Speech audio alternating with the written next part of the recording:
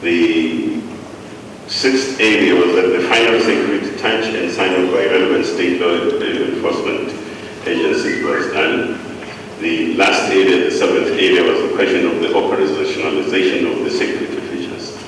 And during the perusal of all the reports related to Nkandla Prestige project, one could not find any evidence or record where the president and or any member of his family requested anything to be constructed, including the security features.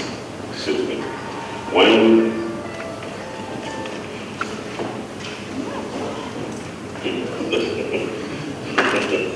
talking politics.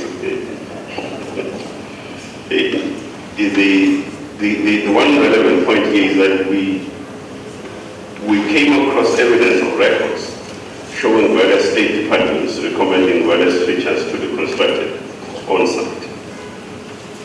Now, we want to deal with the question of the security upgrades. Where exactly do they originate from?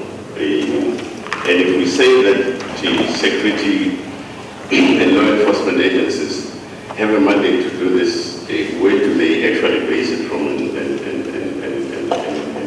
relevant sort of prescripts, where do they emanate from, and so on, in regard to the issue of, generally speaking, the question of security upgrades. There are a few points that we want to make. The first one is that presidents and ministers cannot determine how they should be protected and how their homes should be secured according to minimum physical security standards. And such minimum physical security standards must be read together with the Counterintelligence Strategic Intelligence Act of 1994. So the second point is that the security agencies are, however, mandated by law to provide security needs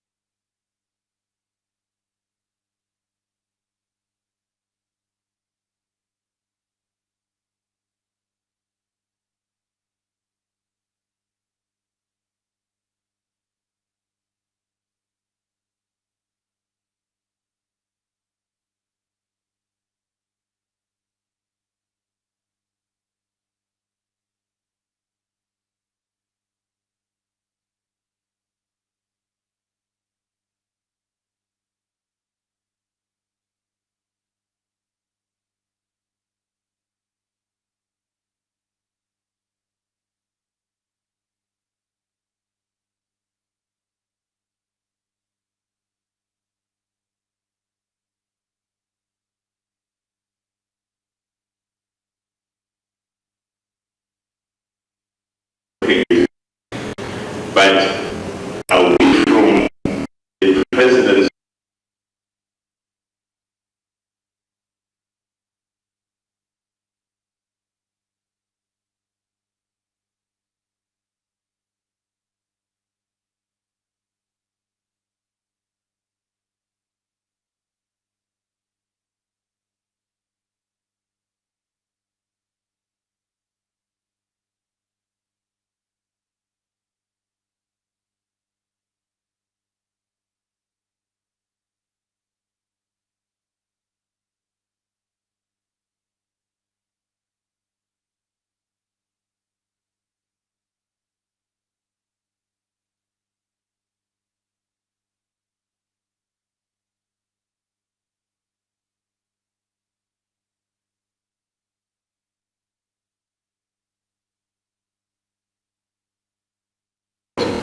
has nothing to do with this property.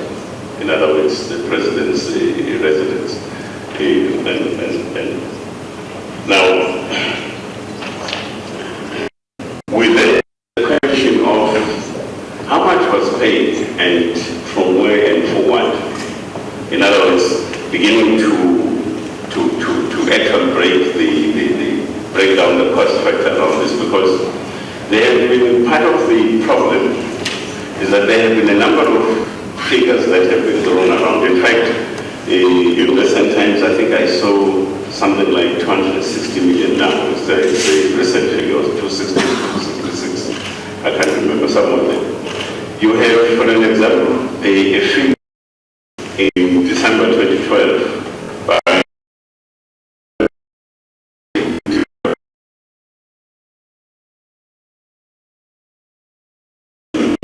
$20,644.28.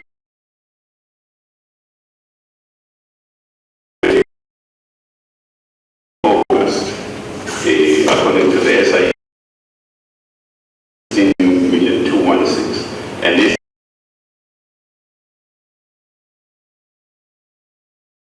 figure is the new tally, the first bullet and the second bullet. Now, but there is a figure of 247 million which we do not know as to where it comes from, and this is according to the media and some speculators and opposition parties and everybody else.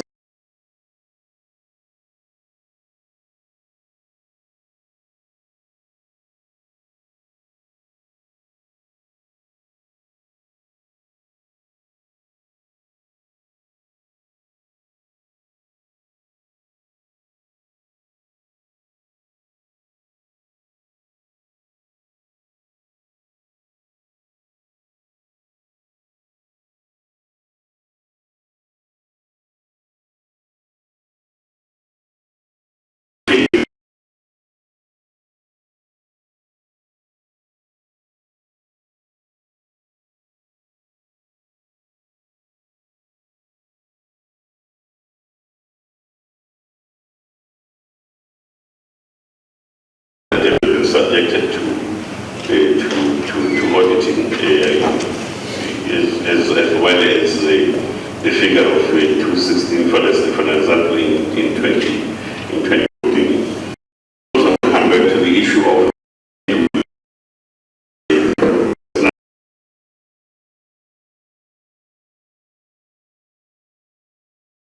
the Department of Public Works.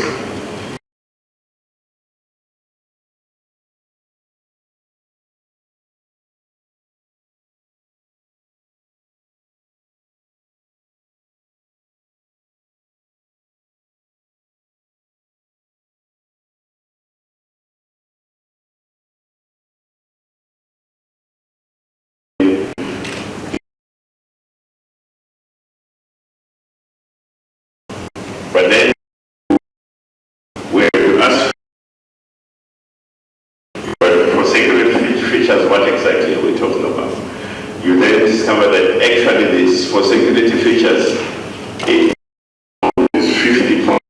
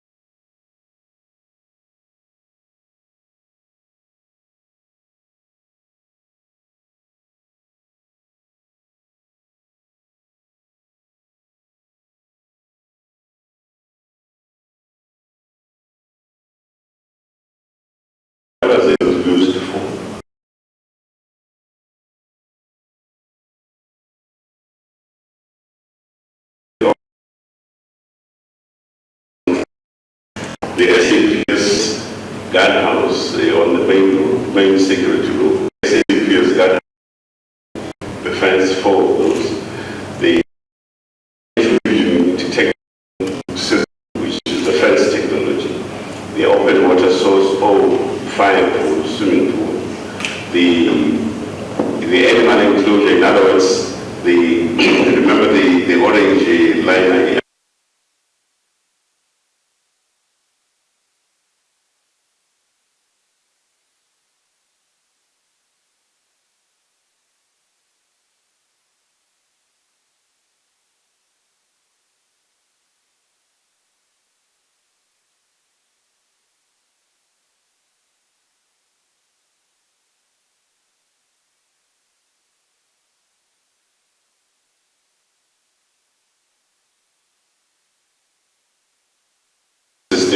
power generators, etc. That's what your 50.5 million of security upgrades went towards. Remember that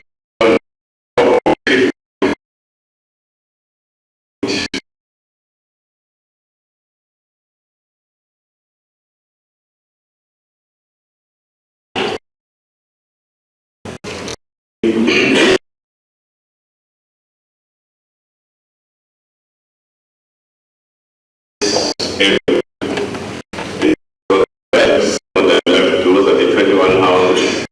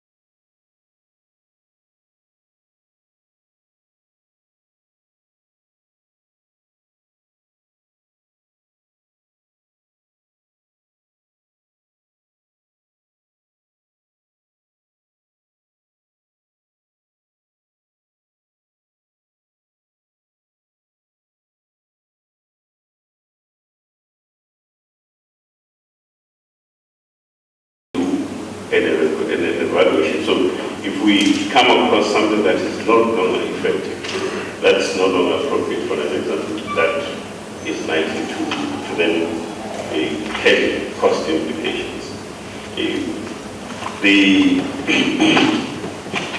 Ms. Braden about the question, I think the question of the clarified that issue, so it's element. The question of the 21 houses,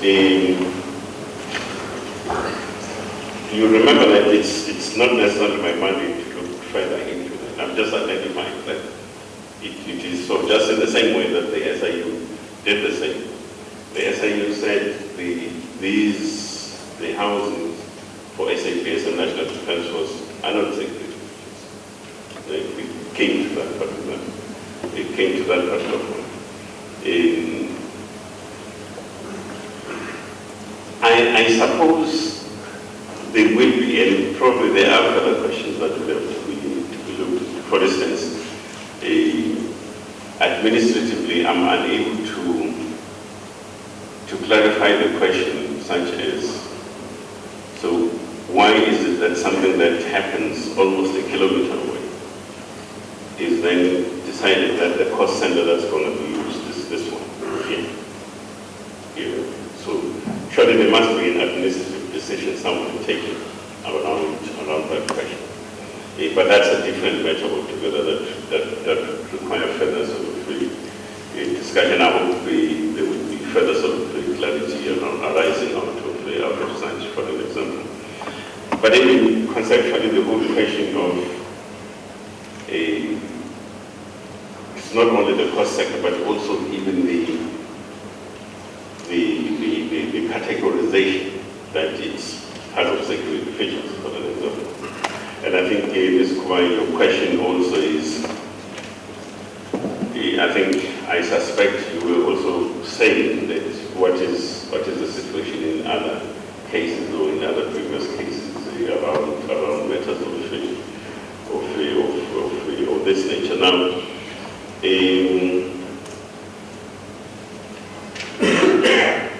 because I'm not aware, for an example, of any of a similar feature in any other area where a security upgrades were performed, that you needed to have this kind of infrastructure of the 21 houses that one is talking about. I'm not sure about the culvert issue, whether I understood it properly. Or maybe you were actually saying that perhaps there is a need, and maybe there is a need to go, deeper and further into the question of what each item actually costs. Right now, what we did was to say, look, there is so much for security upgrades, and what did it come? Okay. If we go that route, we'll also need to then say, for instance, you remember that I presented a table about the items that the 50.5 million actually covered and so on. So we may need to probably, I don't know whether you want us to go that route to actually dissect that the major focal point on our side was the question of what is it that we're asked to do, and the question of whether these are security features or security related features, and that's what we focused on. Just on this matter, my issue specifically, Minister, is the chicken run a standalone in terms of the infrastructure, not necessarily around, because if you follow on the list of security, those who have been termed non-security features, it has been listed separately from the culvert or from the chicken, from the ground. When you get to the President's residence tomorrow, you will see that the chicken run, they find a way of putting it. The so-called crawl houses the chicken run. So the chicken run stands almost at the center of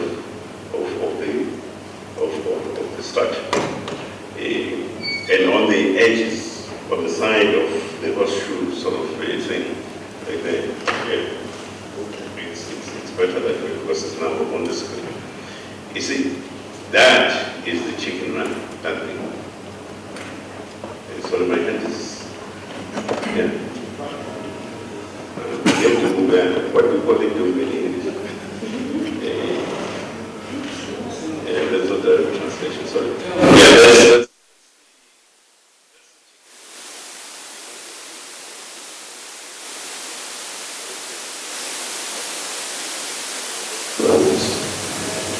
so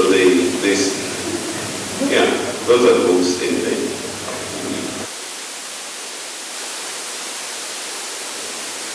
And then just behind this chicken run, it's where you find cattle. So it's an enclosure that houses livestock for the homestead, basically. So if you want chicken, you go there. If you want a goat, you go the same place. If you want a cattle, you go. Woolworths. I didn't say that. Yeah, so that's a bit. Mr. Self, I think we'll also clarify on the question of the evaluation report by SAPS and the other reports that have relied upon, so that's fine. I'm not sure what I understood you on the SIU report. Yeah, your question is on the SIU.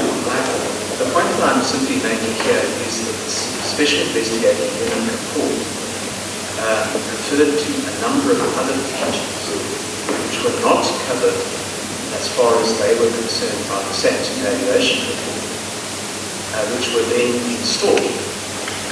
And your report confined itself exclusively just to the 4 features which were referred to by the public protector. Even then, the public protector went on to talk about private medical clinic, etc., etc.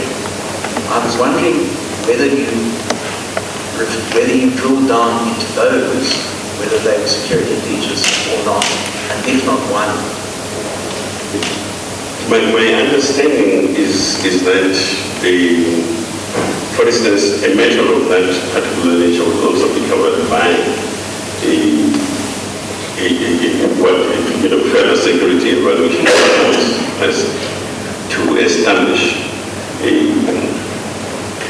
and I think it's a point that dovetails with the point that the speaker arising out of the resolution by the other committee also spoke about. So I think that matter in totality will also be covered by further work around the question of the security evaluation and so on. My understanding was that you had 4 distinct areas that were credited as non-security features, pronounced family, that they are non-security features, and that therefore needed to make a determination. And that's what this work is essentially about. But I suspect if you go back, if you have to go back and do a security re-evaluation for the next time, it's likely that it's going to come up with a number of different things, maybe also including some of the issues that the SIU report perhaps had views about. I'm now open for another round of questions. I've seen the hand of the Honourable Beertman, the Honourable Wilbert, the Honourable Swart, the Honourable Maseo. We'll get to you. In that order, please. Yeah, thank you, Chairperson. Thank you, Minister, for the presentation. Maybe I want to refer to page 6 of your report, Minister. You indicated there that there would be a review of policy and regulatory gaps, and that policy is currently before Cabinet. And then also the review of the National Key Points Act. I mean, we welcome that, but if one goes to the recommendations that was made by the previous ad hoc committee, the whole issue of coordination also comes to, I think, in your presentation this morning, issues referring to the wires and so on, coordination issue. Now, my question is, after executing this exercise by yourself, and also looked at the recommendations in your report, maybe you must just maybe refer to what was the recommendation from the previous committee. The Cabinet must strengthen efforts to ensure greater coordination of strategic projects pertaining to the security of the President, Deputy President, former President, and the former Deputy Presidents. And then specifically, the committee indicated that the Cabinet Memorandum of 2003 and related regulations such as the ministerial handbook must be reviewed by Cabinet.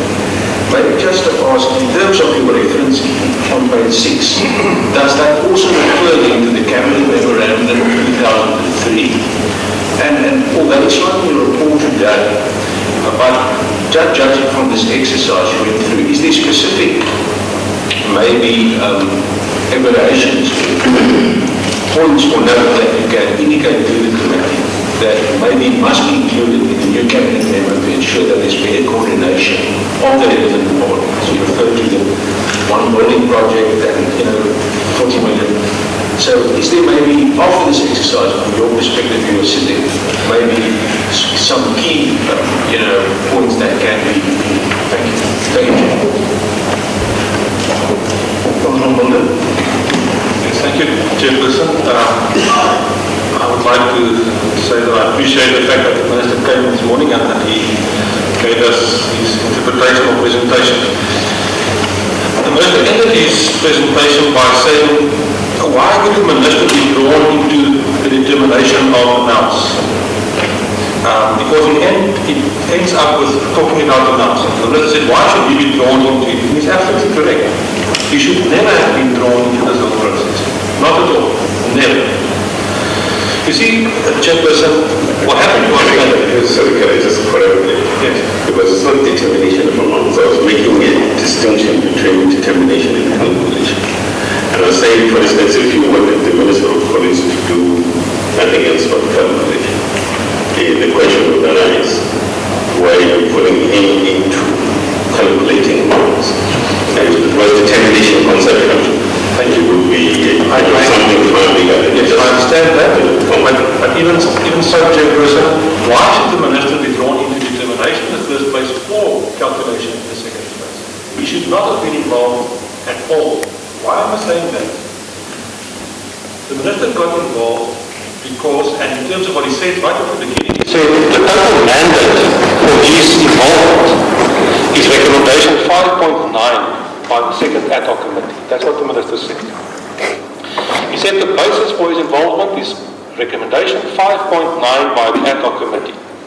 That recommendation says, it says the committee recommends that the matter of what constitutes security and non-security upgrades at the President's private residence be referred back to Cabinet for determination by the relevant security experts in line with the Cabinet Memorandum, etc.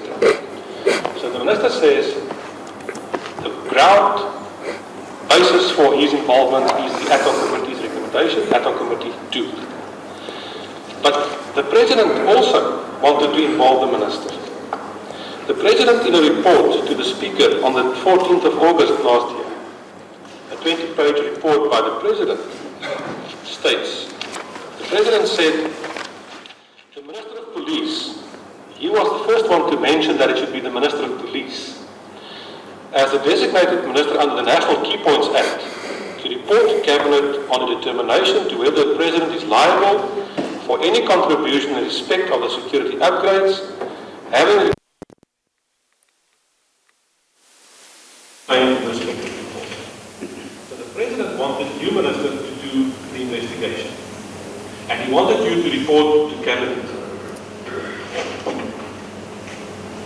The Public Protector's report didn't ask you to get involved at all. The Public Protector's report basically said that the determination and the calculation should be made by the South African Police Services, not by the Minister, by the Police Services, being experts in terms of security, as well as the Treasury. That's what should have happened in terms of the Public Protector's recommendation for action to be taken. Now that, all know, did not happen. So Minister, what happened now was that you take as point of departure the recommendation by the second ad hoc committee in 5.9. And then in your report you go along and, as you just indicated, you confine yourself to those 4 areas. 4 of them. Fire pool, swimming pool, animal enclosure, the soil retention wall, and the visitor centre. And we'll get back to those in detail at a later stage. But my concern, Minister, is that we all know what this is about. This is about much, much more than those 4 items, and in terms of how this whole thing will play out. Now, please bear with me, Honourable Minister, because we've said in the beginning that there are certain points that we are concerned about. The conclusion that you come to in your report, after having looked only at those 4 things, not even the ad hoc committee says, not only those 4 things, it says you must look into what are security and non-security upgrades, but you confine yourself to those 4 items. But then you come to the conclusion, according the State President is therefore not liable to pay for any of these security features. Nothing. And you just now indicated to us why, you've argued all the arguments given to us why it should not be necessary. But you see, Mr. Minister, that one of the concerns is, and please bear with me, you are being appointed by the President. He's the executive. So, I've got a problem. And one can go into the Constitution, there's a provision there, and you can go into that as well. But I find it unlikely that you could have come with any other conclusion, taking into consideration that your appointment depends on the same person that you have to look into. What I want to ask you is, in terms of what the President asked in his report on the 14th of August for you to report to Cabinet in terms of the same features, has that happened? In other words, was that a different process? Did you do an investigation in terms of what the President asked? And did you then report to Cabinet? Or did that never happen? I don't know. Thank you. Thank you, and thank you, Minister, for your presentation. Minister, just to build on what my colleague has said, we're going to spend a lot of time debating the legality and the status of the Public Protector's report vis-a-vis the reports such as your report and the Ashton Skipper's judgment. But I'd just like to add to what my colleague says. The Public Protector's response to your report indicates that you gave the matter your best and you applied your mind to the issues at hand, but she believes the shortcomings of the Minister's report are partly due to the fact that the Minister is a member of an executive whose members, including the Minister's supervisor, are among the public functionaries found to have acted improperly in the report. And she then states a number of misstatements, inaccuracies in your report, and she comes to the conclusion that in any event, your Minister's report does not attempt to review the Public Protector's report. Instead, it makes random and sometimes adverse comments on isolated aspects of the report. Now, we're going to debate these issues at length at a certain stage, but I'd like at this stage to ask you, Minister, have you considered Judge Ashton Skipper's judgment, and are you of the view that you comply with what he sets out are the required steps for an organ of state to take when it differs from the Public Protector's report, and that those steps must be rational, and in particular, in paragraph 72, verse C, where the judge states, in a case where a dispute arises because the organ of state, such as yourself, does not accept the findings or implement the remedial action, it obviously has to engage the Public Protector. Did you engage with the Public Protector? If not, why not? Thank you, Chair.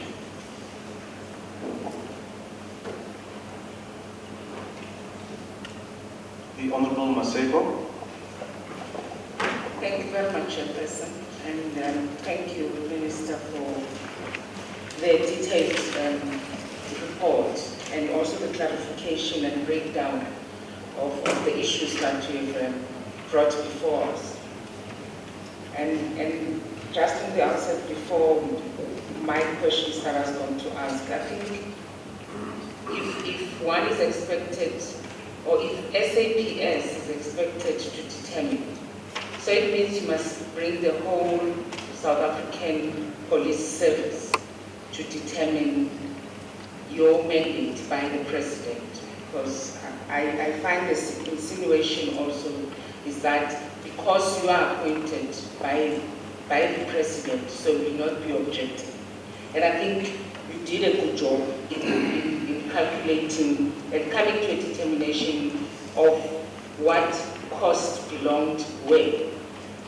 As to your other brief, the minister, I don't think that it was a brief that you should consult with the public protector. I think you were given a responsibility of determining as best placed and also taking into account that South African Police Service is under your leadership, that you were best placed to deal with the issues that were requested of you. Honorable Maseko, can you just hold that question? There's just an important matter that the Minister must quickly attend to, and then we'll resume with your question as soon as it comes back. Let's adjourn for 5 minutes.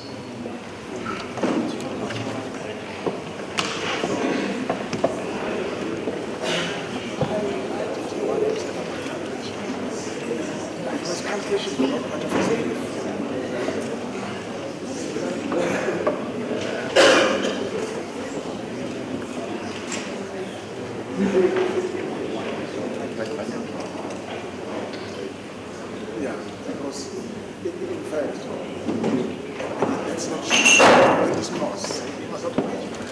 This was just and find out what is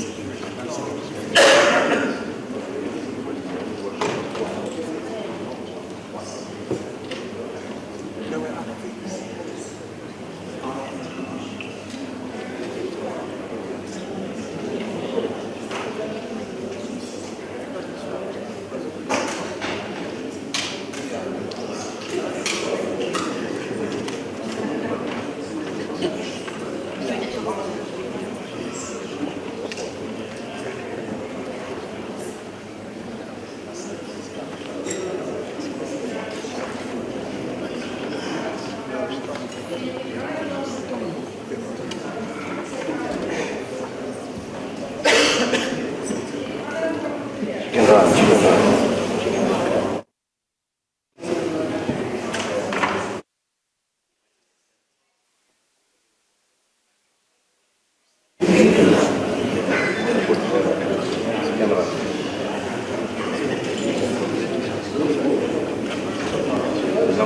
Nkandla.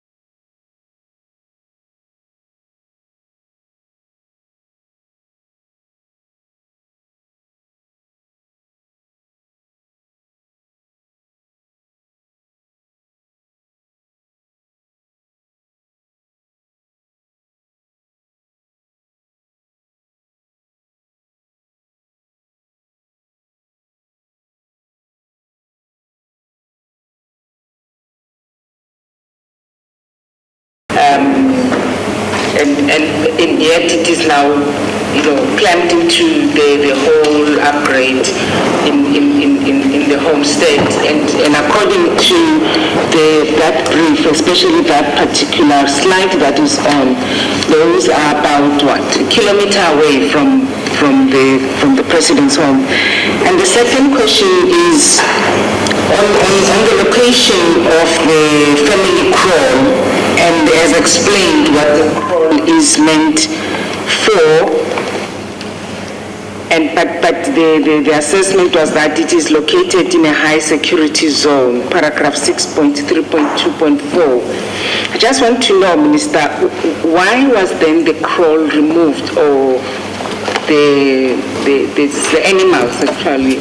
But the crawl, much as it said, is a high security risk, but the family continue using it for what it is intended for, the ancestral and the traditional rights that they didn't concede. The paragraph says they did not concede to moving the crawl where it is, because they had to continue doing those rights, and rightfully so. You did indicate that it has to be in the middle of the homestead. Thank you very much. Thank you very much. Minister, will you respond to those questions from the four members, please? No, thank you very much. Let me start. I'm not sure whether is it possible for us to zoom into, I think it was the second or third slide of my presentation, which shows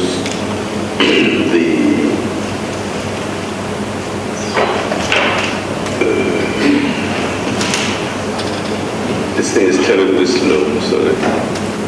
It shows the inner and the outer perimeter fencing and so on. There. Right there. Now, maybe let me start with the last question, because I think it's also an important question.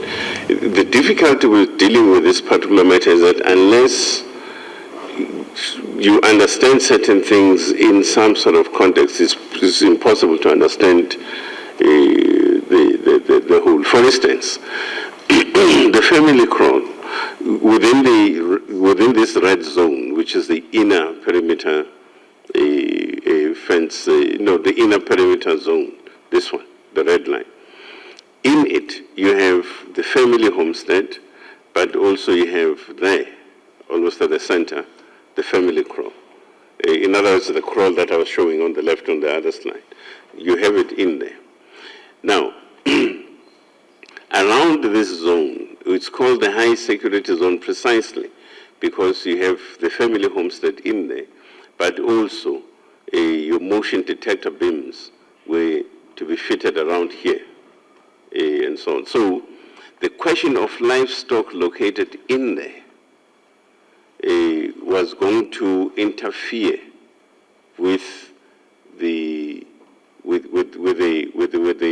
security technology that your MDBs, your motion detector beams, for an example, and therefore that motivated the relocation of livestock from there to the bottom of the homestead, the actual periphery of the homestead, and the creation of a culvert to therefore use. For instance, you'll see in the reports that are forwarded to the Honorable Chair here, you'll see that one report by the SAPS, for instance, speaks to the issue of 3 points of exit in controlling movement within the homestead.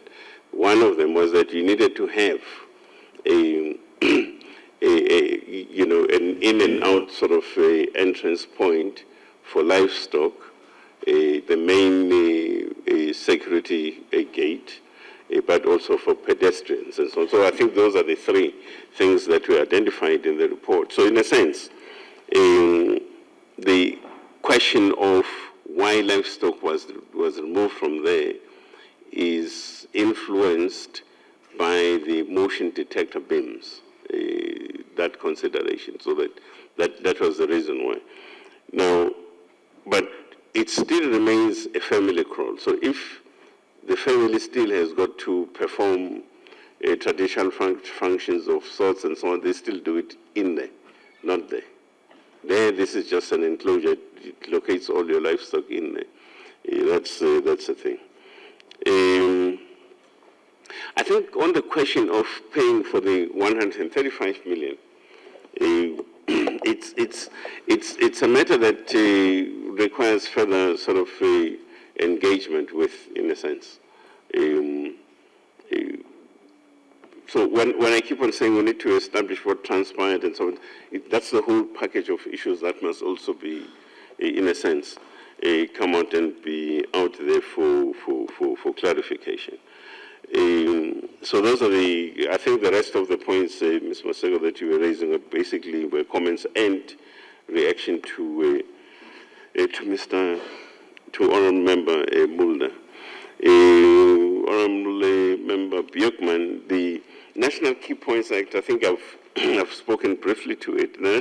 The review of the National Key Points Act is the process is before cabinet and so on. We developed a national critical infrastructure bill, policy, which then led to the creation of a bill, and so that process is there. The issue of the cabinet memorandum of 2003 and the ministerial handbook, that process is also being handled by cabinet at different different portfolios in terms of reviewing and so on. Now it must be remembered that the security upgrades affecting the president, the deputy presidents, form cabinet memorandum of 2003, not by the ministerial handbook. Now the cabinet memorandum of 2003 has got, unlike the ministerial handbook, the ministerial handbook has got a prescribed sort of threshold or ceiling, if I may put it that way, in terms of how much a security upgrade affecting your homestead, for instance, can, as a minister, can, how much can be used and so forth. In the case of a president or deputies and former president and former deputies and so forth, there's no prescribed sort of limit per se or threshold set by the cabinet memorandum in terms of how much you need to spend on that. Now,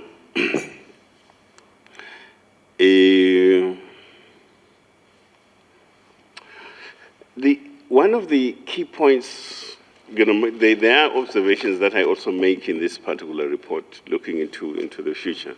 It was a huge project, and it had its own set of complications from a project management point of view.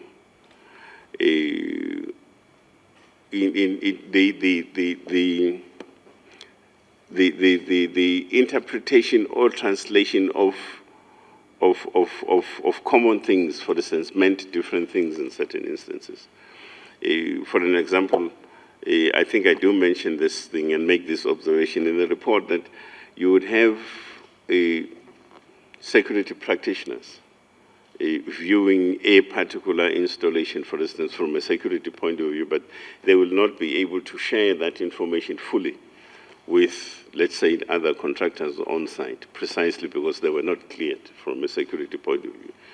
Now, and that's a point that was identified, that you also had contractors that were on the site, on the ground, that were not cleared and so forth. And therefore, that in itself introduced a particular dynamic and complication of sorts. And those are the things that I think in the future, when it comes to projects of this nature, we will certainly need to look into how, from firm principles of project management, how do we actually sort of tighten coordination and controls around that? That's one thing. The question of cost escalation, for example, I think many reports have referred to that as well, including issues of scope, script, as they will term it in the civil service, for an example. Those are matters that also would have to be dealt with at government level, yes, but also broadly speaking around the question of how such projects in the future would have to be managed. Now, the difficult issue that Honourable Member Mulder is raising is that, for instance, I can't determine my own involvement. You know, I can only react to resolutions. If there is a resolution that says I must then be pulled in and I must do something, that's what I will do, and that's what I've done. So it's difficult for me to reflect on that. Otherwise, if I do, I think I will be utterly sort of somewhat subjective and so on, and I'm scared to do that. I shouldn't do that. It's a matter that if you want to debate as members of the committee about whether or not in the initial stages the Minister of Police should have been drawn into this thing, you know, you're at liberty to do that as members of this other committee, perhaps to discuss and have that kind of debate. But it's difficult for me to have a proper sort of objective reflection on that one. I've had this thing, which is a very interesting, I nearly said something, but let me just behave. A very interesting form of thinking, really. My appointment depends on the president. I serve the executive. Of course, I serve in the executive. I'm appointed by the president. So are judges. So is the public protector. And so is many heads of institutions in this country appointed by the president. No. Let me just finish this point. I mean, if you want debate, we'll debate it. It's not a problem. So I'm saying, from a simplistic point of view, that's just simply a reaction. For an example, does that mean that if you have appointments made by the president of a judge president somewhere, or a sitting judge somewhere, it means that judge must always issue judgments that are in favor of the president? Absolutely not. Or does that mean that if you have a public protector such as this one appointed by the president, she must always issue reports that are what, in favor of the president? Absolutely not. You need to have objective reports out there. That's what you require. But importantly, and particularly for yourselves as politicians, it's important that this is the kind of a political culture that we need to cultivate in our society. And that culture is the one that says, if we talk of, for instance, the rule of law, we must then live it. We don't make empty declarations about the rule of law, this and so forth, because fundamentally in that is the question, for an example, that a minister of state is bound by, let me get the correct thing, is bound by the oath of office, for an example. And where do you find this oath of office? This oath of office is on the basis of the Constitution. Not on the basis of, you have a Mulder that likes me, and therefore this Mulder appointed me, and therefore, you know, it just doesn't work that way, because and if you approach it from that point of view, really, I think you will be wavering on the fundamental principle, for an example, of what the actual outlook of government and the state actually essentially should be, and therefore the whole notion and concept of the rule of law. So I do not know where this thing comes from. I think it's very childish, completely unethical and unprofessional, actually, in my view, that because you happen to have been appointed somewhere, you are naturally a suspect that you would not, in any case, produce any report or any product that would be something contrary to what you have done. Okay? And I think we should desist from that, because I think it's absolutely incorrect. Now, in the report that I produced, I've stated very clearly how I came to the conclusion that I arrived at. What is the basis of authority, for instance? The fundamental principle of anything. If some of these things are said to be security or non-security for another, let's say security, where does that come from? Who said that? For what reason? And so on. And that's what these reports that I've just presented here, that's what this exercise is about. Because you can't just simply subjectively use your head and say, from my point of view, when I look at it, it's security related or non-security related and so forth. Because on what basis do you arrive at such a conclusion? You know, at least your conclusion and your work must have an effectively a point of reference. Now, it's debatable, for an example, whether we agree with a point of reference or whatever. That's something else. You know, but the fact is, you have an authority in place that said this is what should be done, and therefore that's what the discussion and debate should essentially be about. Now, I think I've spoken to the issue of the whole range of, for instance, and this is what I attempted also dealing with in the 50-page report, that you have a convergence of investigative reports, be it your SIU, the Public Protector, I think there was an IMC, there was also Task Team Public Works, on a number of issues. You know, they firmly established what is this, whatever, and they have arrived at particular conclusions and so on. Fundamentally, the difference is the 4 areas that are spoken about. Now, and my understanding is that that's what my mandate says, look into this. This is what is questionable, has been questioned and queried as non-security features. Okay?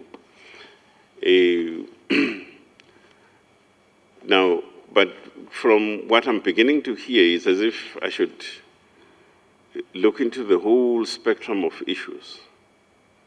Okay? And that's a contradiction because some of you have also been saying that my articulation in the manner in which I have in constructing this report is an attempt to review the Public Protector's report, which is also completely untrue. Because the report deals with a scope of just simply nothing else. The 4 areas, are they security or non-security? And if we say they're security, where do we get that thing from and so on, and pronounce accordingly. If they're not, would also have gladly pronounced it and say, look, but these are not security-related sort of features, for an example. Honorable Swart, you again, member of the executive, which is true, yes, I am that, and that's what I do. But again, what governs my work is nothing else except the oath of office and the Constitution in terms of what is expected of me. Now, and that oath of office requires me to be truthful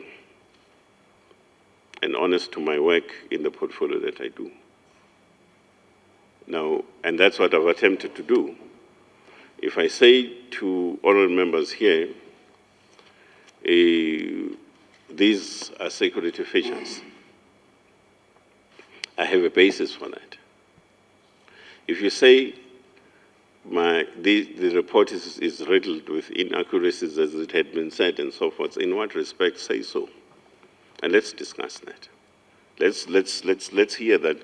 Where are the inconsistencies and so forth? Yeah, fine. Well, let's allow the Minister to respond. Honorable Swart. But I'm also saying, show your authority. If you say these are non-security, you derive security comfort and so forth, and out of non-security comfort, as it is said, show your authority. Where do you base that thing from?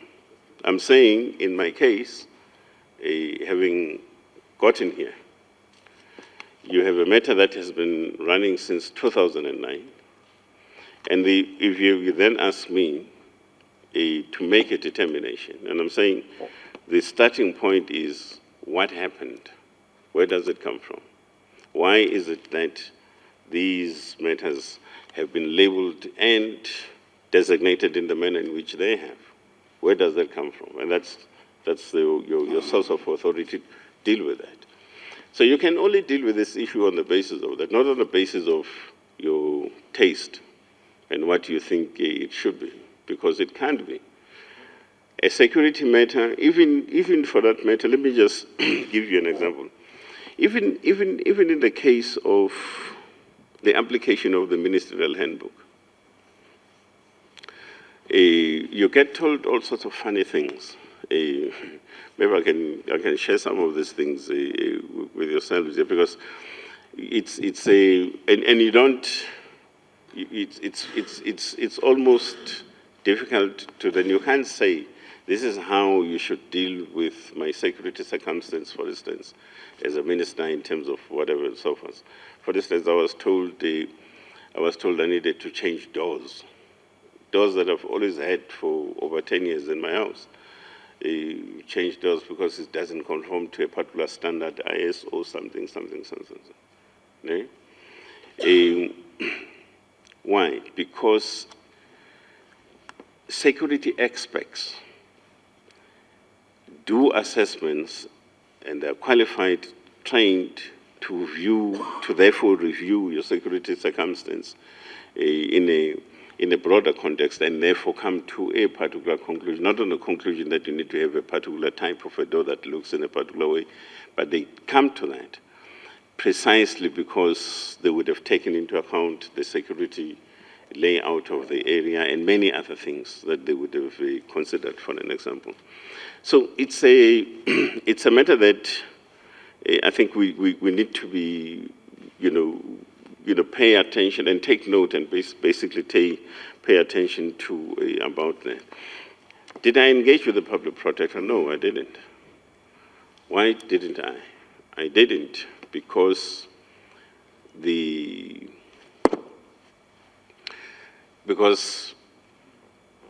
resolution by Parliament said this is what I needed to do. In saying that this is what I needed to do, did not say I must also meet with the public protector to arrive at a determination. It said this is what you needed to do, so I had to do that. Now, I think there was another point that I shouldn't forget. I think it was raised by Mr. Mulder, Mr. Mulder. No, I'm getting old. Sorry, I'll come back to it. Perhaps yeah, it will probably just come up. So all I'm saying, Chair, honourable members, is that this particular matter has had to be interrogated in terms of documentary evidence, which is what was done all the years there. But also, one had to go an extra mile. If this is what we have in the reports, show us how this thing is supposed to work. Okay? And that's why we had to expand the scope and talk to people who are experts in certain fields. For instance, if you say this is a fire pool, yes, that's what I see as a pool, but if you say it's a fire pool, and you say all sorts of manner of things about it, how is it expected to work? And therefore, you need to see it in real practice and so forth. And that's why I think, Chair, perhaps it's a correct position that you are also going out there as the honourable members of Parliament and members of this other committee to see for yourself, because it's difficult to also talk about this thing when you have not been on site and see things and so on. One example I made earlier on was the question of the amphitheater. I mean, when it was mentioned, my first reaction was, yeah, but how can an amphitheater be? This is now, a few years before I came here. How can an amphitheater be a security feature? That was my first reaction to this thing. Unless, of course, I had to go there, You begin to investigate this thing, you realize, oh, okay, so it's called amphitheater, not because it's an entertainment area. Engineers, they also use amphitheater, but this thing, you know, is reinforcing your wall, your soil bank, and so on. You have a security access road on top that must then be reinforced. Why should it be reinforced? No, because it's not ordinary sized cars that are using that security access road. Where does the issue of the security access road come from? Oh yeah, engineer and architect, so they also spoke about it, but also the SAPS also spoke about the need to create a new security access route for whatever reasons and whatever. So that's why I think this particular file is going to be important. So thank you very much. I've identified hands further away, and those members had their hands up for quite some time. I will now call in the following order. Yes, we'll come back to you. No. Allow me to chair the meeting. Allow me to chair the meeting. We must give fair chance to all political parties to participate in the process. We have the whole afternoon, so just relax. You'll get your opportunity. Chairperson? Yes, Sorry to intervene. I just want to assist perhaps the two questions that I asked the Minister, just if it's possible. The one that he may have forgotten, I think, was the fact that I mentioned the request by the President in his report that you should report to Cabinet. If you could just perhaps respond to that as well. Thank you. No, thanks very much. You know, at some point, I was asked by, I think, some journalists, you know, before the setting up of the ad hoc committee, the first one, not this one, about the same thing. Why am I not starting to do work on this thing and so on?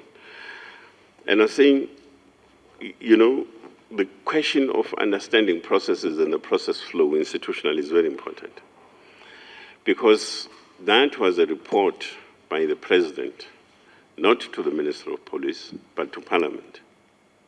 Okay?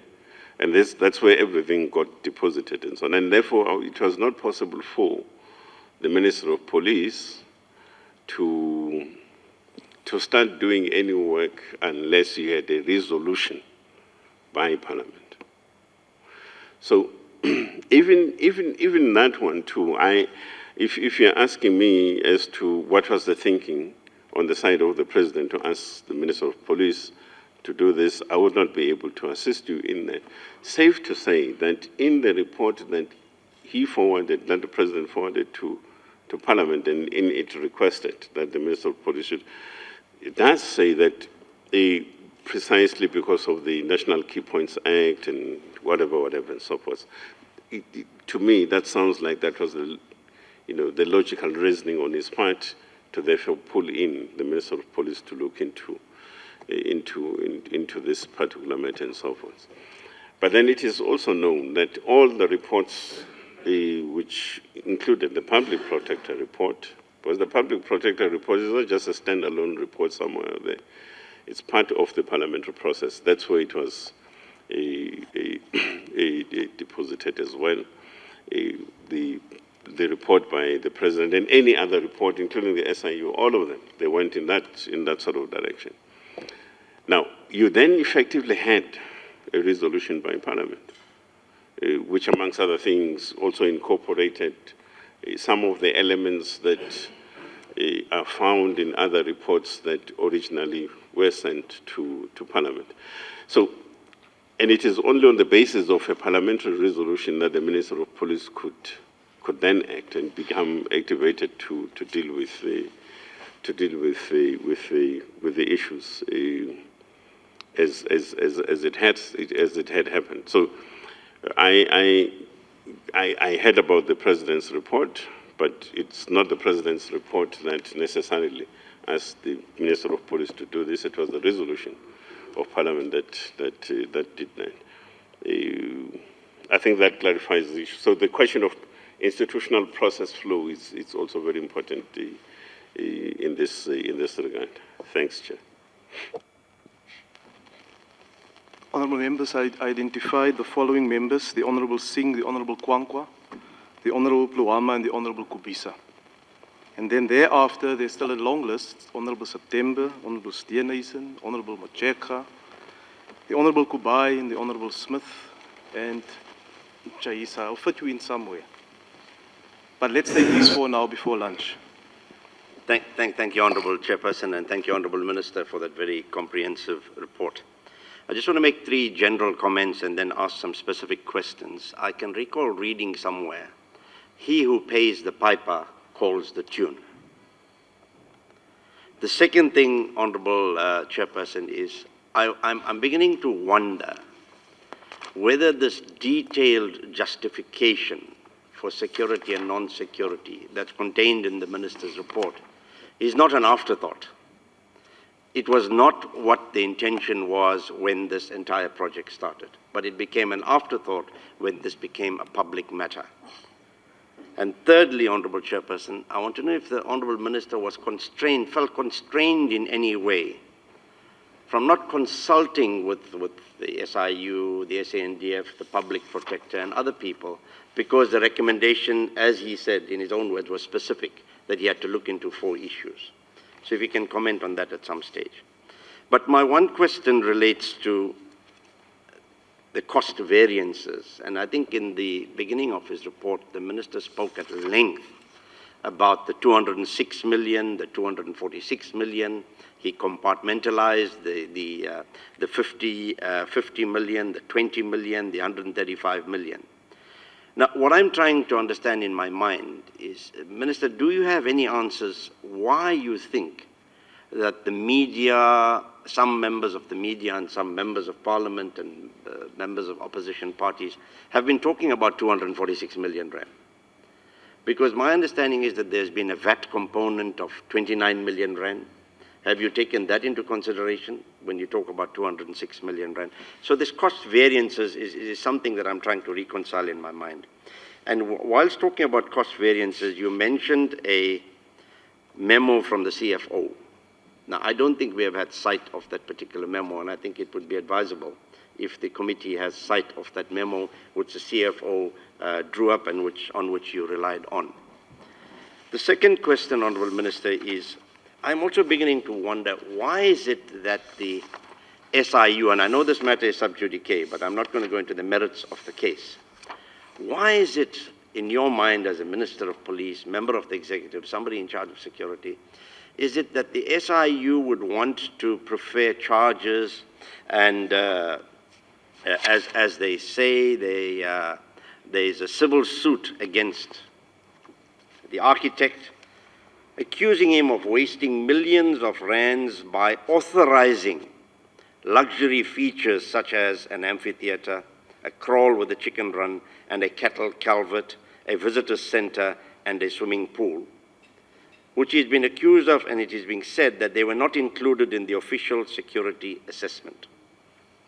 From what we've heard, these items seem to have been included in the security assessment. Now, I'm beginning to wonder, why is the SIU pursuing that line of a civil suit against the architect for doing something that it seems as if they say he was not authorized to do? My last question for now is, Honourable Chairperson, to the Minister is, you did say, Honourable Minister, that we will have to pursue, and I agree with you, where the decision came from to build these houses, the 21 houses, the 136 million rand of value, it came from somewhere, and we need to pursue that. But I just want to know, in my mind, if something is built for the SANDF, or you mention the SANDF, it's security. It may not necessarily be a security feature in a house, but it's related broadly to security.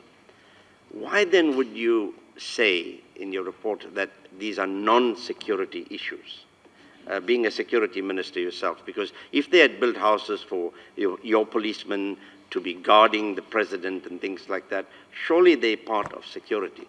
Unless these houses were intended as a holiday resort for members of the SANDF or to protect the community when there's violence and things like that, and I'm not aware of that scale of violence that you need a large security force in that area. So, Minister, if you can just hone in on that as well.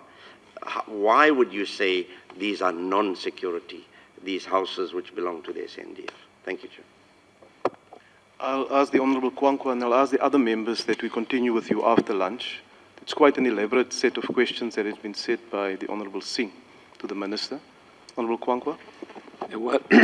Well, thank you very much, Chairperson, and thank you to the Minister for the presentation. The first question, I think the issue, we have a serious problem as UDM with the legitimacy of the report, primarily because of the issue that was raised earlier as to where does the committee derive its mandate. If the ad hoc committee was established to look into the report of the public protector, and its work was informed by, among other things, by looking at the report of the public protector, and that the report of the public protector is clear when it comes to remedial actions as to what the minister is supposed to do.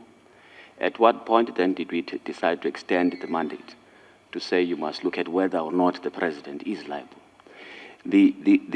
We ask this question simply because our view is that, say for an example, we are saying, you are justifying and saying, indeed, most of these features were security features. Then instead of us looking at gross figures and gross amounts of the total amount spent there, we should be looking at the detailed expenses as to how much of this was necessary, how much was spent on this specific project to try and justify the reasons why you believe that such an expenditure should have taken place. Now, when you put and lump together a gross amount, it makes it difficult for us to scrutinize and say how much of that was wasteful expenditure and how much of it was necessary. But I want to go to the second issue which we wish to highlight. You said right at the beginning, Mr. Minister, you said there was no evidence of the president or his family making requests or requests for improvements, right? Which indeed you said you could find no evidence. But then if you look at 3.1.2, you speak about the fact that there was no record of minutes of the meetings. And you even quote the SIU report, page 69, I think of that, page 28 rather, where you are saying, the reason why the SIU experienced difficulties in obtaining the minutes, it's because those meetings were classified as special meetings and there were no recordings. But if you go to page 28 of that SIU report, just 1 second, Chairperson, if you bear with me. If you go to that page 28, rather, it says, having received no assistance from the recordings, we turn to what were termed the minutes of meetings. Unfortunately, these two proved to be an unhelpful source of information in respect of the Nkandla upgrades. And then it goes on and on. Now it seems like instead of those minutes being classified, there was no records. Because then they continue and say, some of the reasons that were given was that they were vaguely told that these were special meetings. That's not classification. Why would you say that? Isn't that, in this instance, misleading? The second issue which I want to, the third issue rather, if you go to 6.2.5, quickly.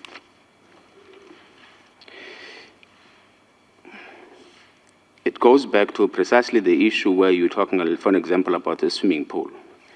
And they say that the second use is recreational within the homestead. And now the problem with that is that while that might not be a problem, but if we are not able to show as to whether or not we spent, say for an example, the swimming pool was an important security feature, a basic one. Now an explanation should say, how much is required? How much must we spend on a basic security feature, on a swimming pool or fire pool that's going to serve as a basic security feature? In order for us to establish as to whether or not we didn't go overboard to try and create it or make it a recreational facility for the family. It's an important question. If you go to your, I want to go to 6.3.2.4, and you read that together with the report of the public protector, you go to page 63 in particular, where the public protector says, the president did not dispute during the investigation that he told me on August 11, 2013, that he requested the building of a larger kraal, and that he was willing to reimburse the state for the state for this expense, right? Now you go to that 6.3.2.4, right towards the end, the very last sentence, it portrays this as if it's an inconvenience. It doesn't state the fact that the president requested it. It mentions it as if it's an inconvenience to the family, and we must appreciate the fact that it was a compromise. And then the report of the public protector states it clearly, that the president asked for it and he was prepared to pay for it. Now, it is such things, it is such inconsistencies, Mr. Minister, that inform our decisions sometimes, or make us to believe that you would not be necessarily in a good position to actually make findings about the president whom you report on a daily basis. Thank you very much. Honourable Minister.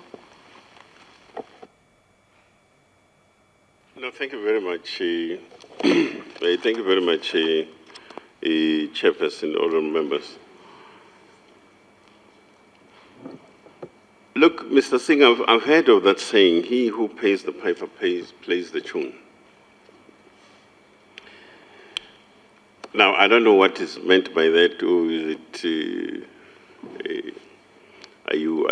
whether you're implying that, I'm being asked to sing a particular tune. So I really do not know.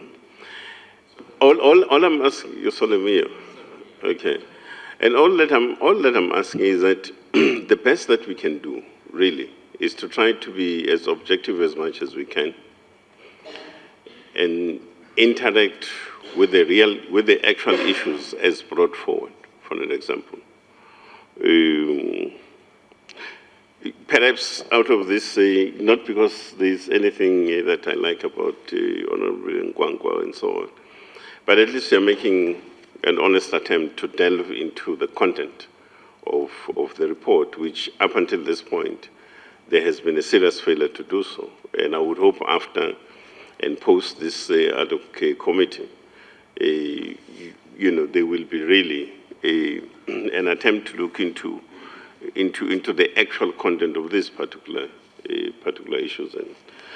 And so perhaps, not because I agree with you, I don't, but, you're trying your best shot, I should think. Now, and my understanding is that the legitimacy that you're talking to is by extension.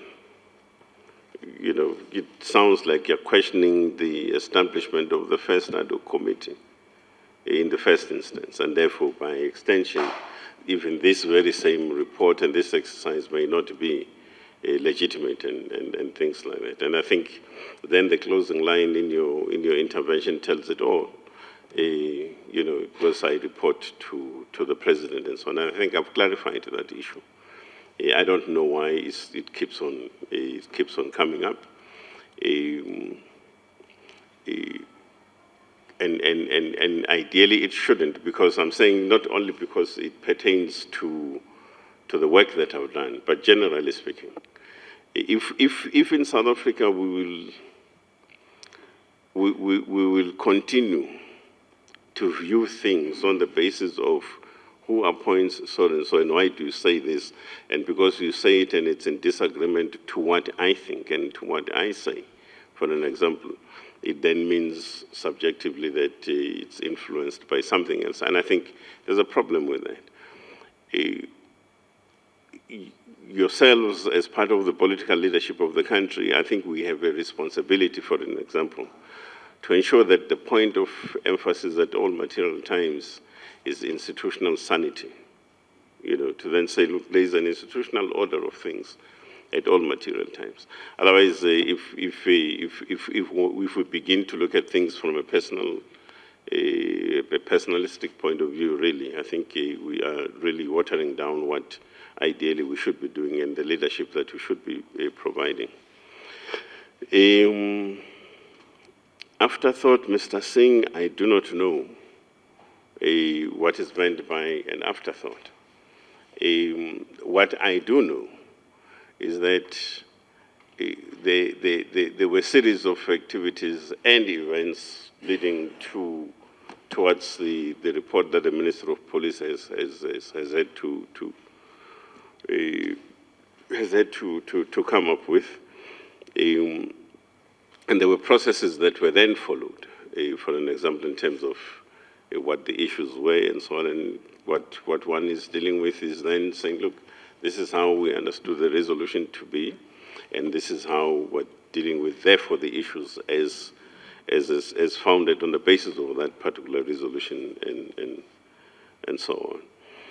Why do I think yourselves and the media, because you say parties and the media keep on referring to the 246, I think I said it from the beginning, I do not know where the 246 comes from. And again, I can only talk about figures with a point of reference to the issue of authority. Again, it brings us back to that very same matter. Now, the financials of the Department of Public Works, the department responsible for such projects, for instance, says in 2012, the amount was 206 million. Now, so I can only talk to that because that's what is there.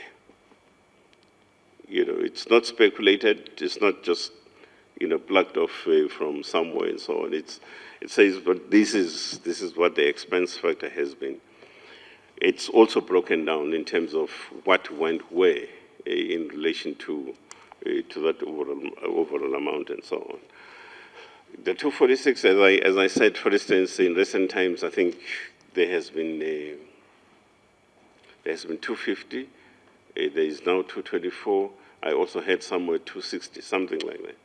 So these figures, they keep on coming up, and you know, one has not been exposed to documentary evidence that says this is how we're arriving at the 246. This is how we're arriving at the 250. This is how we're arriving at the 224 and so forth. And where is that documentary proof and evidence, for an example? You know, so it's difficult, really. I do not know, and I just simply do not know what to think about it. Now, the question of whether consulting the SIU and so on, the SIU public protector, they did their work. And like many other investigating sort of teams, for instance, they did their work. And therefore, for me, was to tap into the work that, yes, had been done, and other pieces of work also that are out there. And this is, and perhaps this point will also clarify your point about the mere fact that what I keep on referring to in my report is contained in the blue file that I just handed over to the chair here. Because indeed, I mean, it would completely be unfair if I were to talk about reports and refer to them, but not submit that kind as part of a backup material to the work that has been done. Mr. Nkandla, I'm not sure whether I understood some of your points, for instance, about the swimming pool, recreational, and so on. I really don't. It's safe to say that I think the issue of what was the original intention of a fire pool was that thing is now established, it's there, and it's being referred to in the report. But also, one had to deal with that particular matter in terms of just the practical demonstration thereof. Clarify my point, Chair. The issue, Honorable Minister, is that, you know what I'm trying to say is, say, for example, hypothetically speaking, say a fire pool is a security requirement, right? And it's a basic one, especially to work in an area such as Nkandla.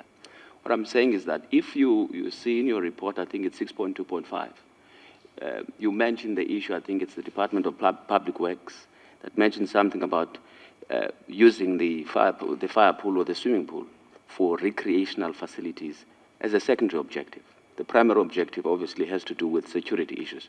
But I'm saying now, if you look at the amount that has been spent on that swimming pool, would you then say, if, for example, you've exceeded what is reasonable, wouldn't you say then the secondary objective became the primary one? Now I'm saying then if that question had been answered in a convincing manner, would then be able to say, okay, fine, the 5,000 rands, hypothetically speaking, for argument's sake, that was spent on the swimming pool was justified. That's the point I was trying to make.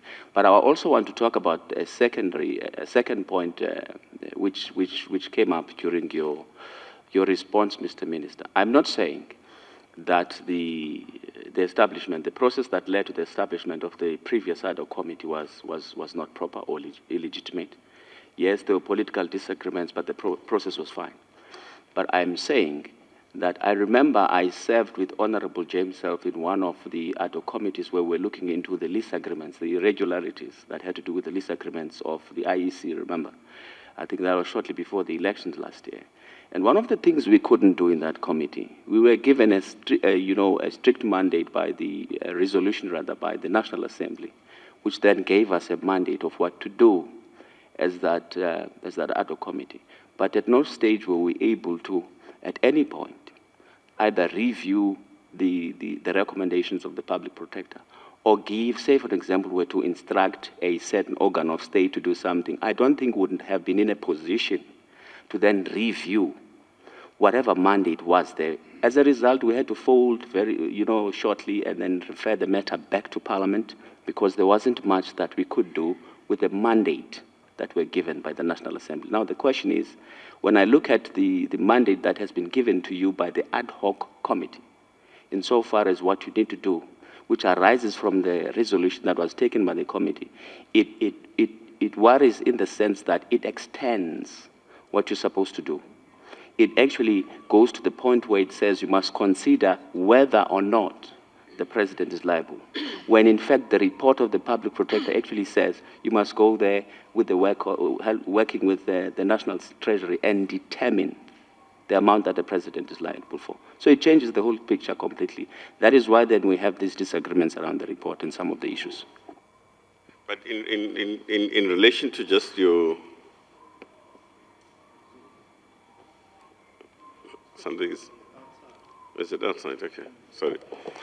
No, but in relation to your last point, really, I don't know how I would come into that. I wouldn't be able to help you, precisely because it's a procedural point for yourselves as members of the ad hoc committee to then deal with that issue. If we are of the view that a wrong resolution was adopted, for an example, it doesn't affect me.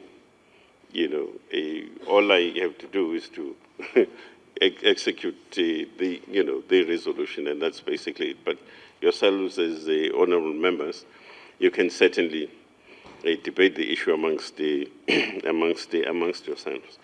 Now, I think the other point that we should take note of is that, and I think I mentioned this, and I also do make this observation in the main report, and that is the whole question of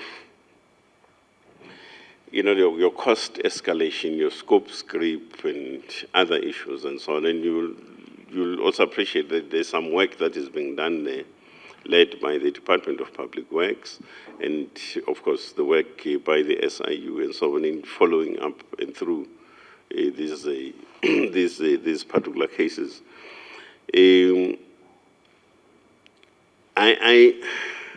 I do not know. I mean, if the primary security purpose for the creation or the construction of a fire pool, for an example, was just that, and you say because of the spending pattern, it swung and tilted the thing the other way around, in a sense that the spending pattern wanted to suggest that it's now recreational and so forth.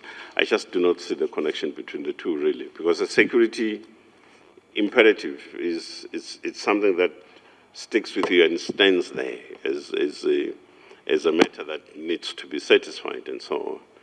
And you must remember that, interestingly, when you do security evaluation, and security evaluation is an exercise on its own before you even come to the costing, for an example. So it's possible that you may be talking about this room and say in this room we need to install gadget this and gadget that and so forth as a security requirement and a need. on the basis of some sort of assessment and so on. But it becomes a different exercise altogether to then establish whether those gadgets, are they going to be what, 10,000 rands, 10 million rands, and so forth. It's a matter that comes into play at a mid-stage sort of, if I may put it that way.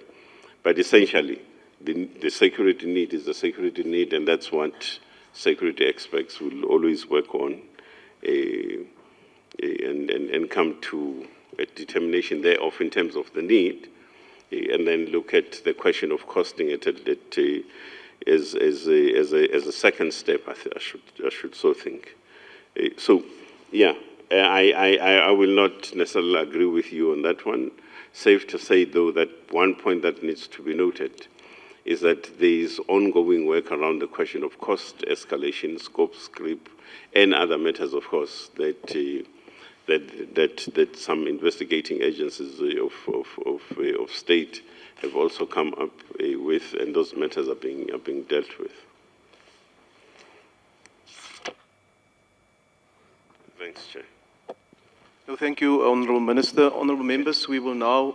Honourable Singh, is there Chair, a follow-up? I know we're breaking for lunch, Yes. but I think after lunch when we come back, could the Minister just deal with those two questions that I asked on the SANDF units and security vis-à-vis non-security and the SIU civil suit?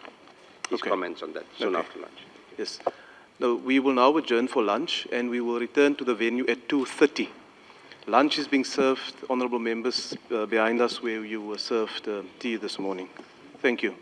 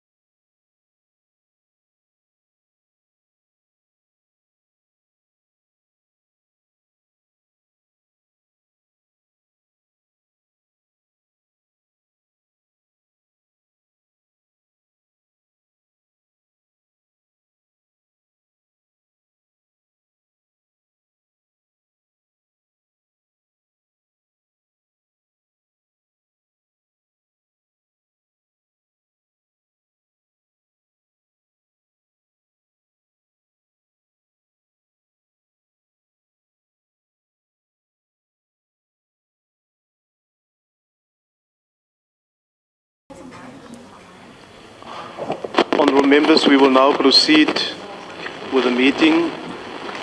Just before we went for lunch, there was 2 questions that the Honourable Singh asked the Minister to respond to.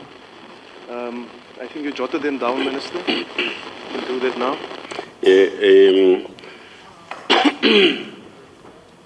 Now, Honourable Chair, I would hope that indeed I did that.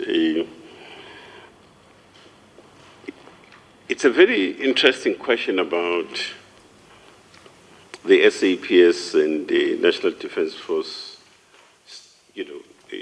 staffing quarters. He says secret, because that question also in the public space has also been coming up. And I only have 2 ways of responding to it, really. Actually 3. The first one is, suppose in your neighborhood, Mr. Singh, a police station is being constructed. Would that suggest that that police station is dedicated for your security use? For your homestead, for an example? It wouldn't. It would be a police station for your neighborhood. That's what it would be. So that's one part of looking into this thing about the housing infrastructure that houses SAPS and SANDF. The other one is, indeed, suppose you were to insist and argue that it's part of the security upgrades. The question would arise, how does a place that is almost a kilometer away from you secure your homestead? How would it do that? That's the one part. The third part, in responding to this question, somebody was asking me the same thing. Yeah, but anything that has got police in it is security and so forth. I was saying, but it's not necessarily like that. I mean, a security evaluation has got its own sort of regime, for an example. And has got its own sort of set of protocols and norms and standards and everything else. The National Strategic Intelligence Act, focus, all of those elements are pulled in as part of the security evaluation. So it would not necessarily translate easily that if you see a uniformed policeman, it's part of a security evaluation and therefore security upgrade in that sort of sense. It would not necessarily follow that. But the one example would be, which is part of the issue that requires further exploration at one point or another. Suppose that place, can I have an aerial shot of I want to point out now the owner has taken his pointer or something. There's a better shot of that thing.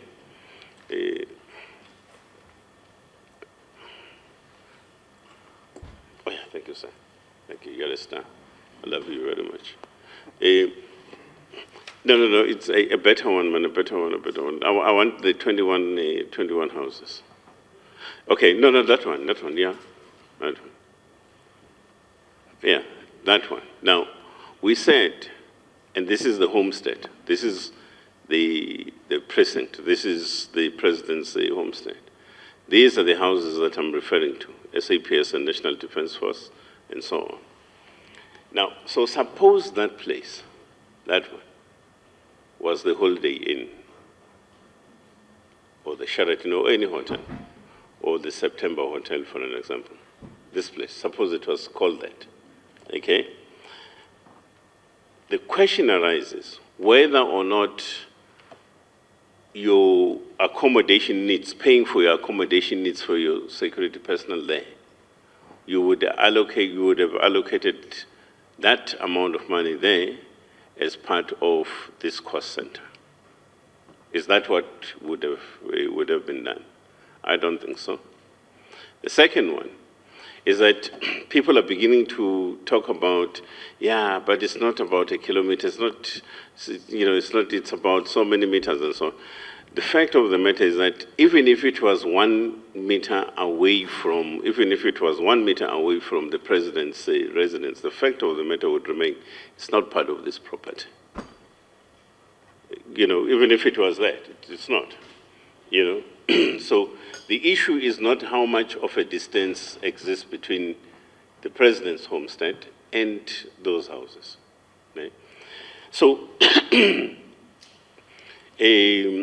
as I said, it's a matter that requires a clarification, and we'll have, of course, I think, you know, to go on with the attempts around that.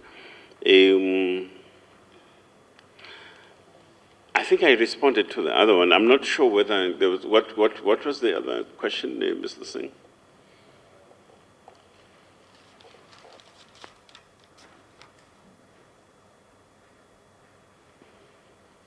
He has also forgotten.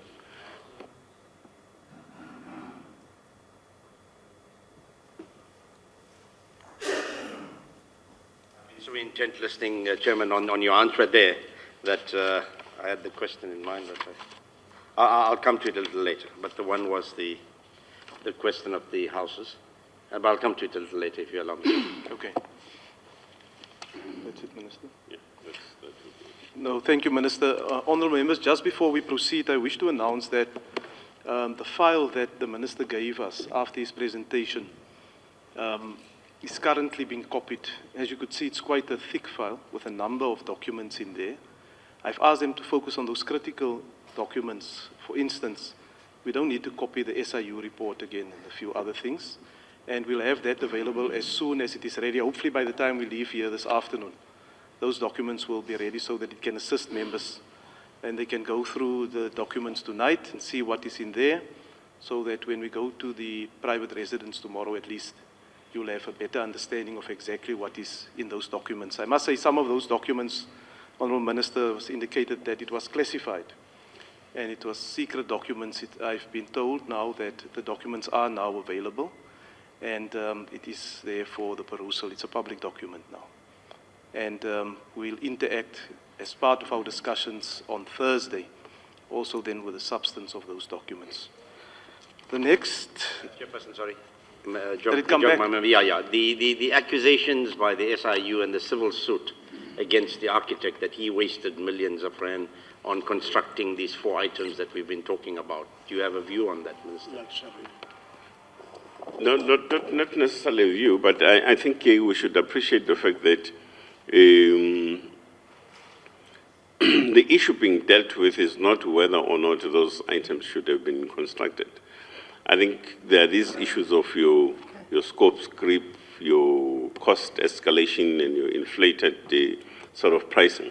It's the whole range of those issues, amongst others, that are also part of either disciplinary steps that are being taken and some legal steps that are being taken, and so it goes.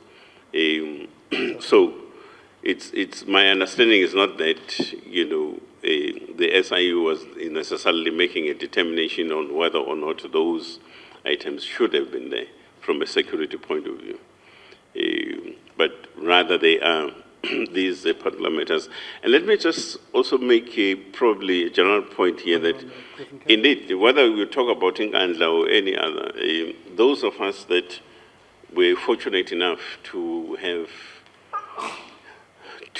been administrators will also know in government that the question of your scope creep, your cost escalation and inflated sort of pricing is a huge problem that has got to be dealt with within the context of the kind of systems that have been utilized in government. So it's a big problem.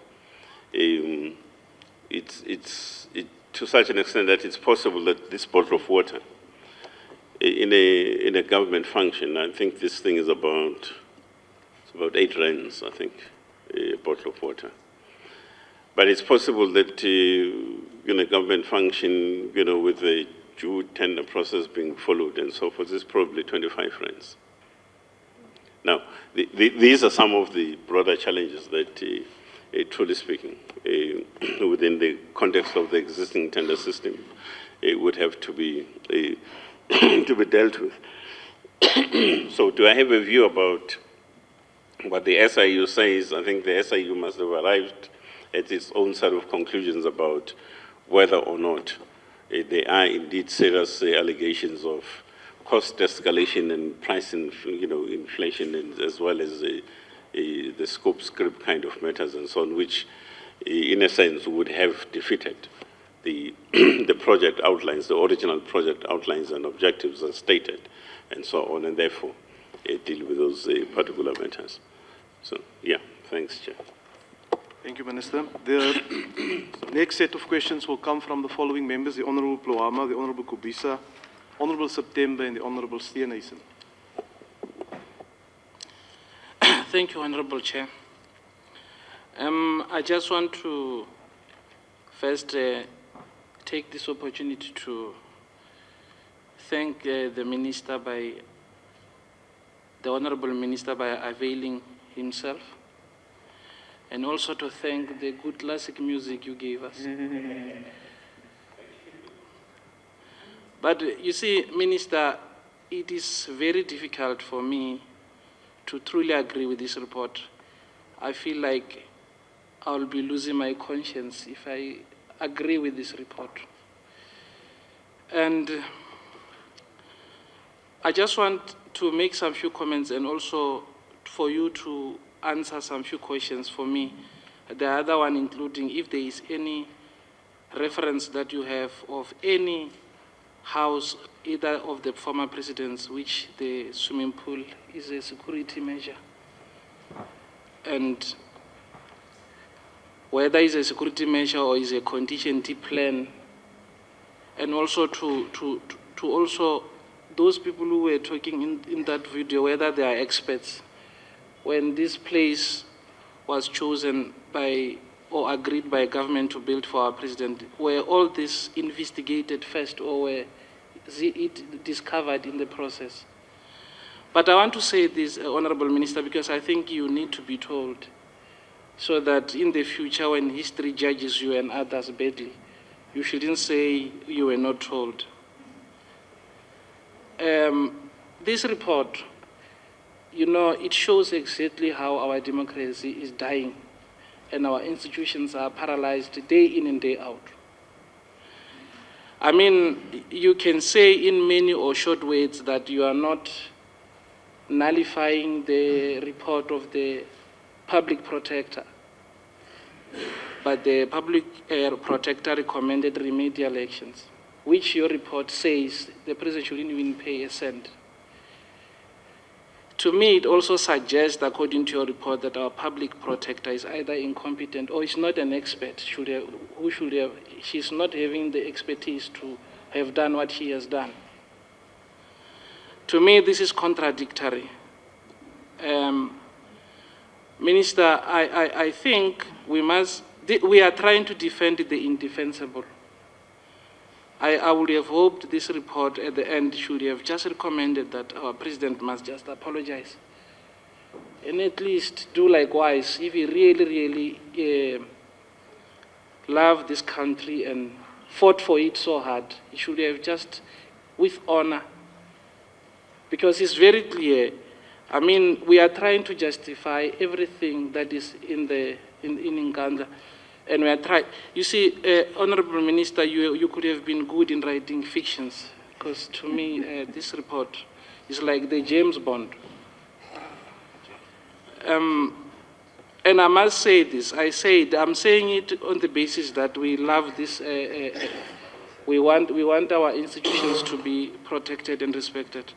And I think this report, I wish we could have been here after we went to Nkandla tomorrow, so that we can take this report and discuss it with what we are going to see tomorrow. Maybe what we are going to see tomorrow will help us better.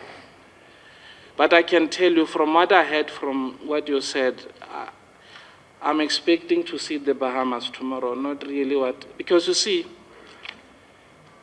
I'm of the view that we are truly endangering what we have achieved since 1994 because we want to protect our president. Therefore, Honorable Minister, just answer me if the swimming pool, was it a contingency or was from the beginning identified as one of the security measures to be taken for that place, or this was something that developed in the process.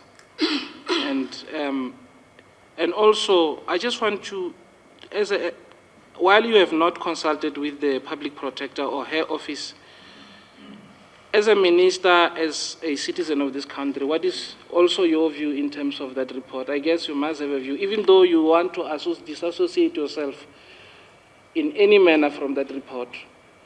But directly or indirectly, you should have also looked into it and see if that was not the proper way of resolving this issue. But I am telling you, and I want to say it on record, to say there's nothing wrong done in Nkandla, I think that is unbelievable. Thank you. Honorable Kubisa. Thank you, Chairperson.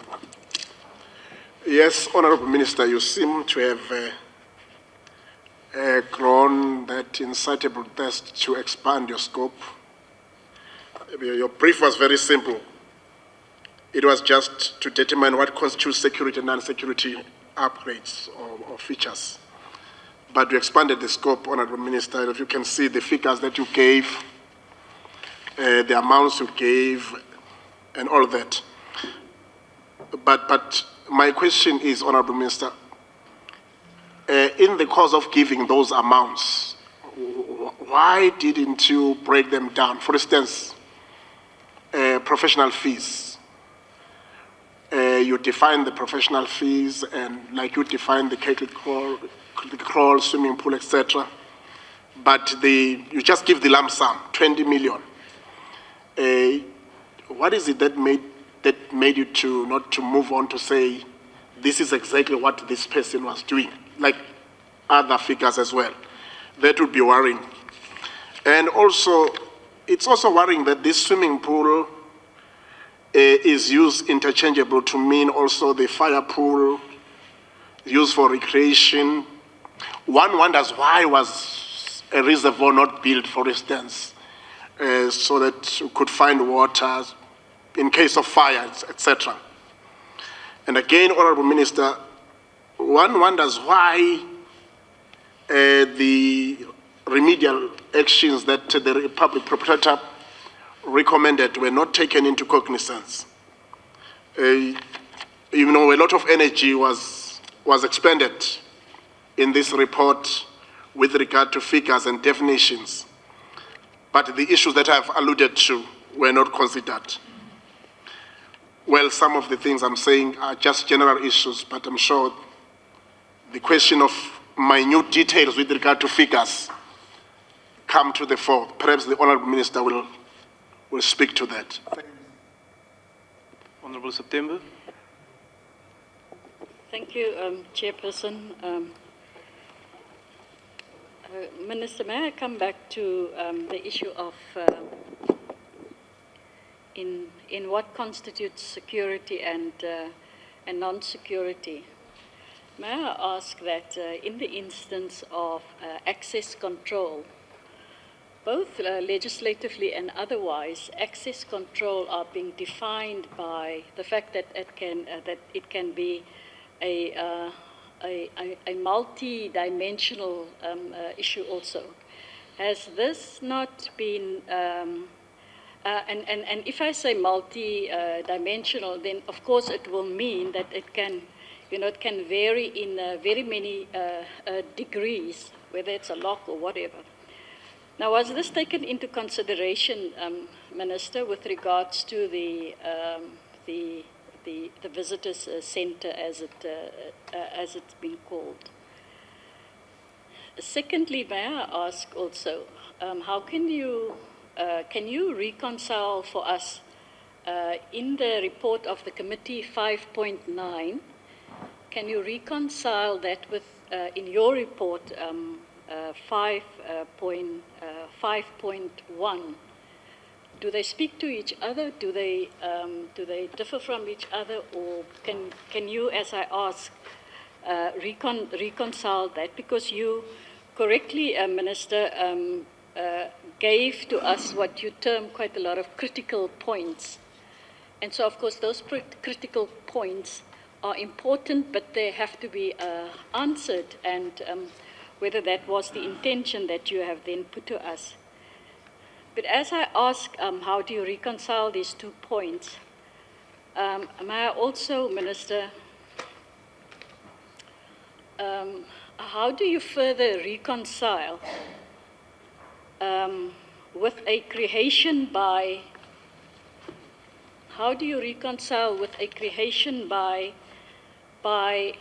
what I would call the conscious provision, and with conscious provision also the application in this instance of the physical security measures, and reconcile that for the, what I would call for the protection, marry all of that together. And in this instance, how do you do all of that in particular for the private residence of the, in this instance, of the head of state? Thank you, Chair. Honourable Steenhuisen. Yeah, thank you very much, Chairperson, for the opportunity, and thanks to the Minister for the presentation. I do just want to turn to what the Minister said around the mandate, because the Minister seems to think that he's derived his mandate from Parliament. That is in fact not the case. Parliament never mandated the Police Minister to do anything. 5.9 is very specific. It says that the committee recommends that the matter of what constitutes security and non-security upgrades at the President's private residence be referred back to Cabinet for determination by relevant security experts. Now, with respect, Minister, I've looked through your CV on Wikipedia. You have a background in public service administration and correctional services, and your tenure as a member of Parliament. There's no security expert background in your CV whatsoever. So I'd like to understand on what basis you feel that you are a security expert that has allowed you to claim that mandate that you are from Parliament. I would submit to you, sir, that the mandate that you carry is a mandate of President Zuma. That's the only mandate that's been given to you, with respect. There's no mandate in the SIU report to you. There's no mandate in the Public Protector's report to you. In fact, the Public Protector says specifically the SAPS. She doesn't say the member of the Cabinet responsible for policing. She doesn't say the Minister of Police. She says the SAPS. And neither does this report of the ad hoc committee defer a mandate on you. So your mandate derives from a single person. And I would submit to you, sir, that what you have here is a classic case of a conflict of interest. And I've heard what you've had to say and what you shared with the committee this morning. But frankly, sir, when you compare yourself to a judge or a public protector and try and draw the line that they're appointed by the President and therefore they can rule against him, etc., there are very specific instances that deal with the removal of a judge and their appointment. There's a consultation process around the appointment of judges that also involves consultation with opposition parties. And I'll assure you, I certainly wasn't consulted on your appointment. There's also a consultation that goes around the removal of a judge, of a public protector. It involves a process. And I would submit to you, sir, that if the President doesn't like your face around his cabinet table, he can dismiss you. Section 91 of the Constitution deals with the appointment and of members of the cabinet. And it's very clear. You serve at the pleasure of the President. He doesn't have to offer the nation a reason for your sacking. He can shuffle his cabinet at any time. So I think that the link that you draw between judges and other Chapter 9 institutions is a tenuous one. And I think it's completely different here. I would submit to you so that you have a conflict of interest. And that conflict of interest arises from the fact that you serve at President Zuma's pleasure. But secondly, and the other hat that you wear as a political office bearer, that he is the principal of your political organization as well. And I would say to you that it would be terribly uncomfortable, I would imagine, to sit around a cabinet table or around a party NEC meeting after having determined that the President would have to pay back money. And I would say to you, sir, that I think that you have exposed yourself in taking this mandate and and doing this report, I think you've exposed yourself to risk in terms of the code of conduct of members of Cabinet, because I think that there is an interest that has arisen here. And it's an inherent bias. It's not saying, sir, that you are determined to go out of your way, and one would hope that that's not the case, that you are determined to go out of your way to protect Jacob Zuma at all costs. But there's an inherent bias due to the position that you hold in your political party and as a Cabinet member. That would be very unlikely that you would make an adverse finding against your political principle. And I would submit that there to you. The second thing I want to deal with is with the visitor centre, the other, because I see what you've done is you've drawn a red line around what you are determining as the private residence, when in fact the property is far larger, and there have been massive improvements on that larger property. You've then drawn the line between the other official residences around the country where they have similar visitor centres. And here again I would say to you that the situation is completely different, because the ownership of those will vest in the state. If you build a visitor's residence at centre at Kruterskuur or whatever, any of the other, Genadendal, any of the other official residences, that becomes an asset that vests in the state and is there for the use and enjoyment of future presidents to come. And it's an asset which the state will continue to reap reward from. Once President Zuma leaves office, the state loses all right to have access to those facilities. President Zuma will become Joe citizen again. And your right to be there, your right to exercise control over those precincts and those assets will be completely lost, and that those assets will in fact invest in the ownership of a single man, and that's President Jacob Zuma. And that has to be seen as an undue benefit. It's a benefit that hasn't been given, certainly on the scale that we've seen today from the footage, to any former head of state, including our first democratic president. So what would happen, for instance, if the president was to be recalled next week? What would happen to those assets? Who would ownership vest in? What right would you have to recoup funds or that have been spent on that property if the president was to be recalled or impeached or anything like that? And I would like, one of the things that you were to determine, it was in 5.7 of the last report, about what's going to happen to these assets at the expiry of the president's term. Because I can tell you right now that a president who's no longer sitting is never going to require barracks and a scale of security the likes of which you've demonstrated today in terms of that Hilton Hotel, etc.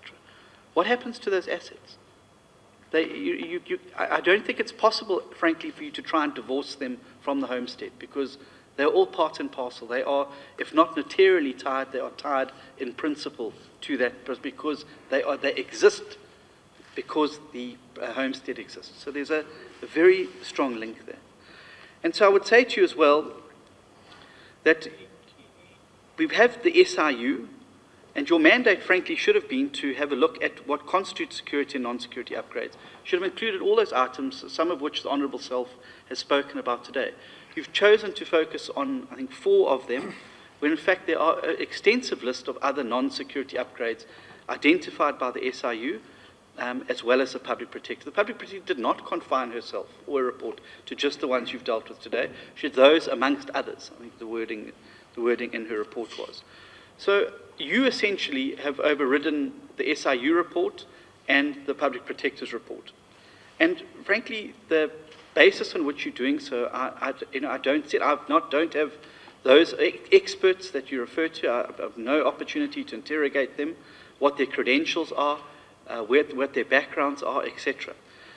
I then want to just turn to 2 other items, and that's I'm sorry, I don't know if you're going to be able to see it clearly from here, but if we could get the overview with the positioning of the swimming pool, if you've got it on the screen.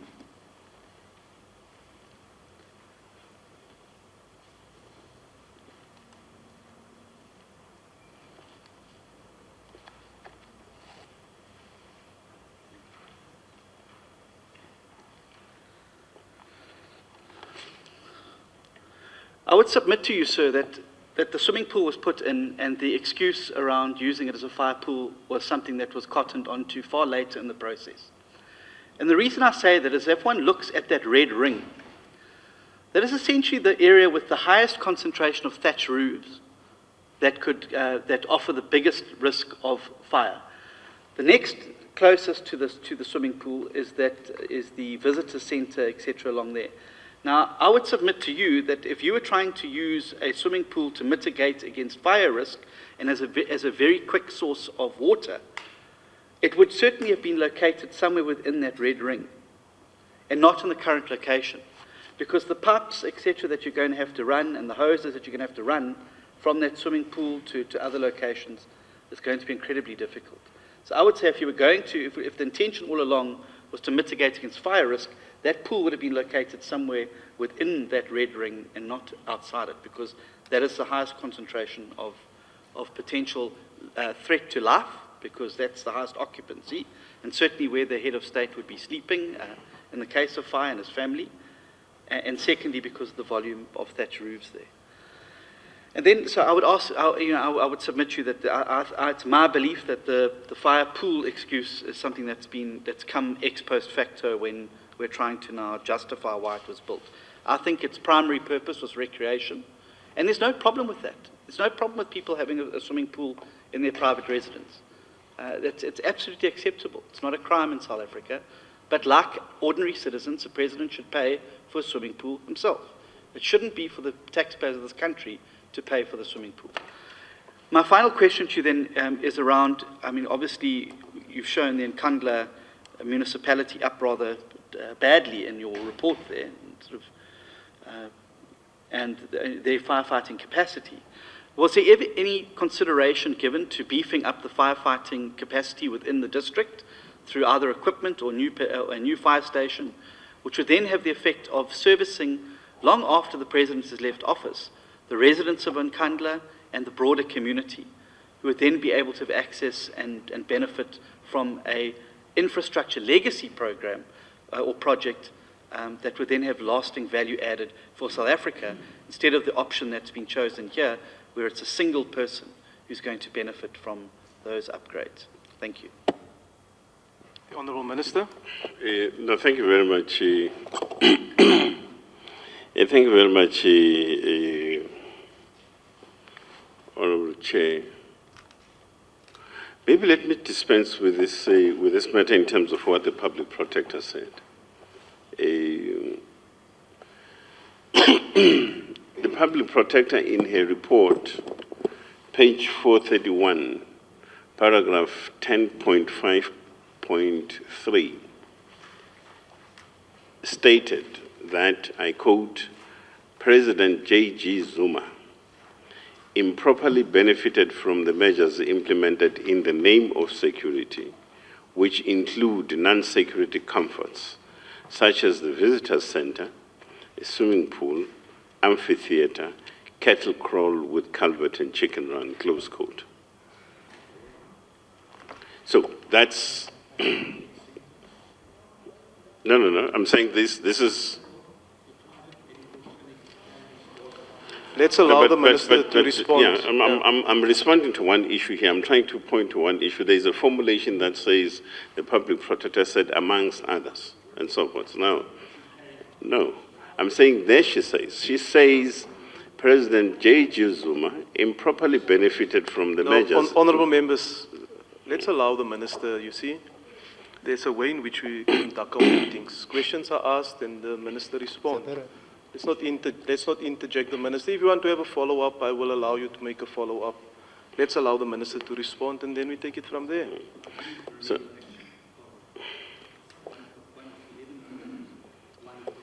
okay.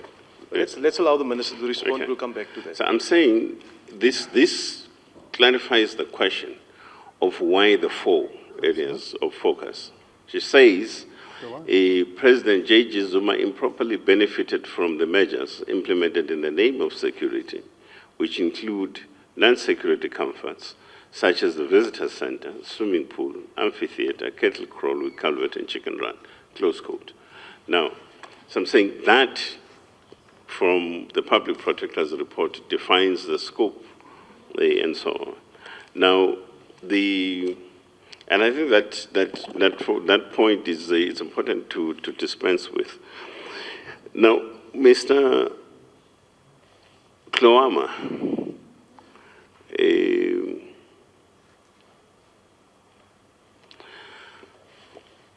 there are a few things that, for instance, suppose tomorrow we elect you president. Suppose we do that. I don't know why you're laughing. It's possible. Suppose we elect you president of the Republic. Now, and you live somewhere in Jane Fess in the north. Now you have your own residence. The state takes over on the first day of your assuming office. And what it would do, now the state in this case is the South African Police Service that would run a security evaluation analysis of your homestead and your security situation, broadly speaking, right? So you would find your houses there, but would be concerned about whether the property is properly secured and what is the extent of that security, and will also tell you what it is that needs to be constructed from a security point of view. You probably, as we speak, do not have cameras in your property, around your property, but we'll tell you that we'll fit cameras and we'll fit cameras and so on. It's state costs and stuff. So that's part of what is expected of us to do in rendering a service, for instance, to yourself as the head of state and to the country in general. Now, and therefore, the reason why I start there is because, you know, in your head, you want to suggest that there should have been some planning of sorts and so on. It's not possible because, I mean, nobody knew that the head of state would become a head of state, for an example. You can only know that after elections and so on. So that's one thing. And therefore begin to run security evaluations of sorts. I do not know where this thing comes from. Firstly, I agree with the general concern. We should all be concerned about state institutions, that they shouldn't be weakened, not at all. It is to the benefit of no one, actually, to weaken state institutions and institutions of governance. Nobody benefits out of that and so on. In fact, in my view, it will also be stalemating the actual growth of society in one form or the other. So I agree with that concern. I don't have a problem with that. Where I have a problem is to then suggest that because I've had to respond to a specific resolution, whether you agreed with the resolution or didn't agree with the resolution, or whether you were party to it or not party to it, the fact is it's a resolution duly arrived at by a House of Public Representatives. And therefore, I needed to respond to it. And my response necessarily to it does not aim to, for instance, weaken the institution or any other. In fact, as a matter of fact, all of us, the public protector included, report to Parliament. All of us.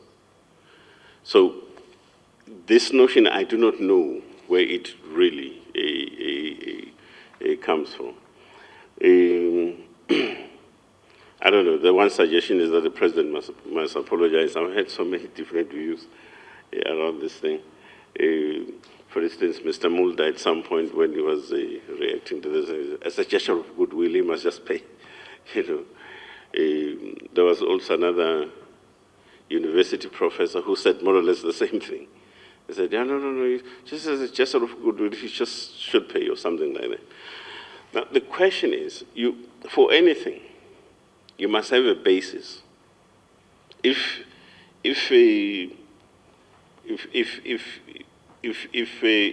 something has got to be paid for, there has got to be a basis for it, and so on. So that's one thing. That's one established principle right across, and so on. So, so these gestures of goodwill and apologies, they need to be based on something. Now, and this is where I also disagree with Mr. Tlawama, for instance, when he says I would have been a good James Hadley Chase or have James Bond or something, and, write these fictions and so forth. Look, let us admit, this is research work. Okay, this is research work, and that's the approach that has had to be done here. And in it, you have got to interrogate, of course, your relevant documents, literature and everything else, review that, but also on top of it, speak to people, interview them. Because indeed, on my side, it wouldn't have been sufficient, and I still repeat this point, I suppose, because I must have said it earlier, that it wasn't going to be sufficient that we have a stack of reports that talk to these issues in terms of how they originated and so on, and so it goes. But it was also going to be important to also look to begin to put them to a test and say, but how do these things actually work in real practice? And coincide the two in one form or the other, and of course we have the product in the manner in which we now have. So is that fictitious? For me, that's scientific. It's not fictitious. Fiction is what you just would generate out of your head because you are imaginative and you are quite creative and therefore construct something and put it out there. Now, in this instance, there are clear points of reference in terms of if you want to talk about how a cattle crawl came about, there are reports to that extent. How a visitor center came about, there are reports to that extent. How the amphitheater, so-called, as well as the swimming pool, stroke fire pool, and so on, came about, there are reports to that extent. Now, so, for me, it's important to start there first. And I think for all of us, it's important to start there first, because if you don't start there, where do you start? If you disagree, you must also rely on your own authority. For an example, Mr. Steenhuisen says, I'm not a security expert. Now, let me also state this thing maybe up front to say I did not claim to be a security expert. I just didn't. But the problem with this argument is that it's a self-defeating kind of argument, because it is the same argument when people were interacting with the public protector's report. The same point was made. She's not a security expert and therefore can't come to whatever conclusions and so on. And it doesn't help. The fact of the matter is, I can't claim being a security expert. I'm not, certainly, and I don't want to pretend to be one. But the fact is, there are those who know, who are experts around this very same kind of job and so on. So all you need to do, talk to them, enroll them, engage them. We need to establish facts around this thing and what is it exactly, and that's basically it, and so on. So I'm not claiming to be an expert of sorts. In the same way, comparison. I was not even comparing myself to a judge or public protector and so on. I think those are the kinds of jobs that I don't even aspire to become at one point or another. But the fact of the matter is, I'm dealing with a principle here. Principle is simple. If you say, I'm doing this in the manner in which, in the manner in which makes you uncomfortable, precisely because I've come out with this report, I'm doing so because I'm appointed by the president. I'm saying the president does not only appoint ministers, he also appoints judges, he also appoints the public protector, he also appoints heads of parastatals and other agencies here in government. But does that necessarily suggest that in their functioning, favors must then be returned to the president as the person who appointed? My answer is no. That's point number one. Point number two, I'm also saying that in our functions, we don't function as a set of genes, as just simply persons. You know, there's a Mulder here who I don't know why do I like use an example, Mulder all the time. You know, who will just simply arbitrarily and in whatever way that he deems fit behave and do things and whatever. We are governed by a set of rules, and not only just rules, but rules that are based in law, that emanate directly from there and so on. So as I said earlier on, we take an oath of office, for an example. Now,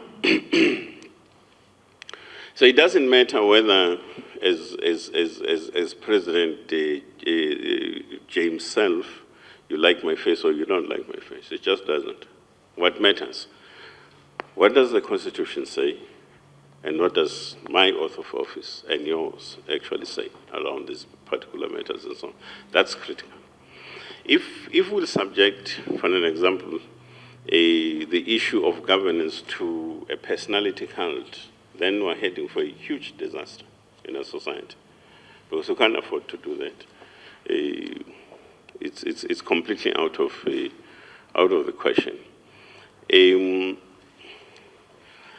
Mr. Tlawama, I've deliberately stayed away from comparisons because at some point somebody said something about the firepool story, for an example, and quoted another area, and I said, okay, so if then that is the case, let me go and have a look, and we went there. And indeed, we found that firepool. And when we started pointing out to the similarity that was beginning to emerge, for an example, in agreeing that there is a concept and something called the firepool, for an example, between two different sort of institutions,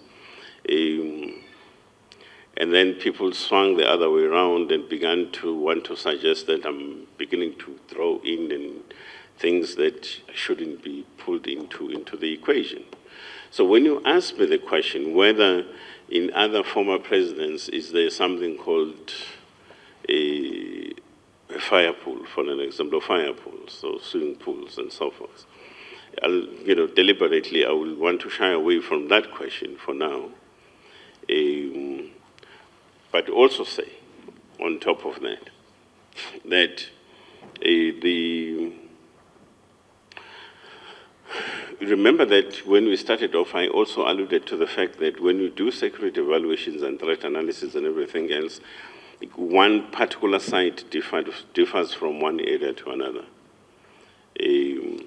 So, you know, the accentuated level in which the firepool story is being spoken about around Nkandla was spoken about even way back in 2009, up to today, for an example, is more to do with the architecture of the homestead, you know, thatch roofs and everything else, because that's quite extensive there.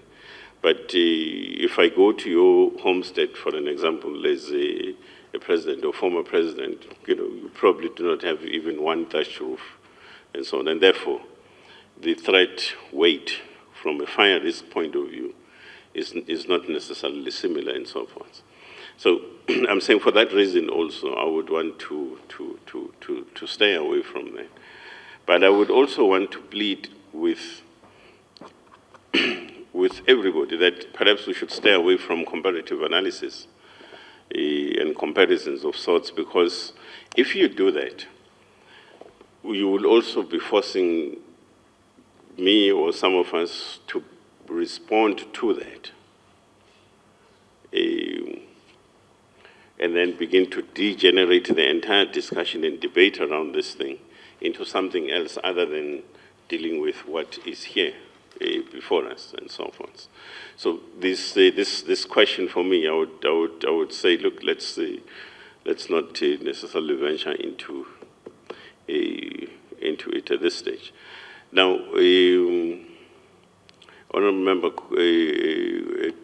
Kubisa, you talk about the expanded scope. I think, again, page 10, 3.5 of the report from the Minister of Police maybe deals with this question. So clarifies that issue in terms of the scope, the 4 areas and so on. And that's what the report essentially focuses upon. The professional fees, I think you're calling for a further breakdown. I think it's something that can be canvassed around the question of professional fees, because these things are contained in the financials, for instance, of the Department of Public Works. They should be there.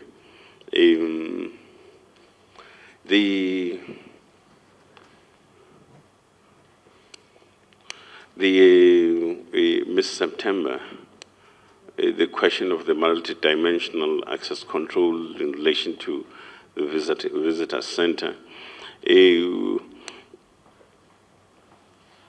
I think in one slide I alluded to what the visitor center is for, including the fact that people still have got to be screened, they have got to be processed and contained in a particular manner and referred to the visitor center and so on.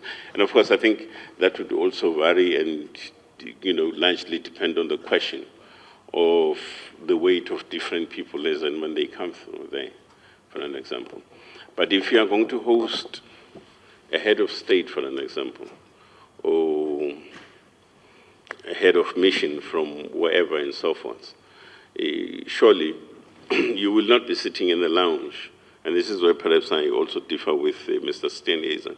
You'll not be sitting in your family lounge with your children roaming up and about, and a head of state sitting here, for an example, discussing serious matters or sensitive matters of any nature.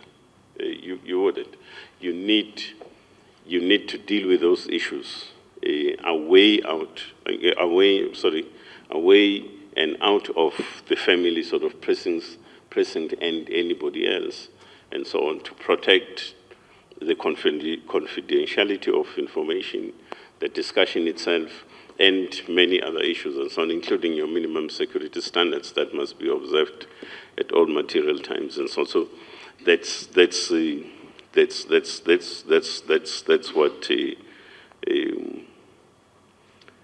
what the visitor center is about. Honorable Steenhuisen, maybe just tagging onto that very same issue.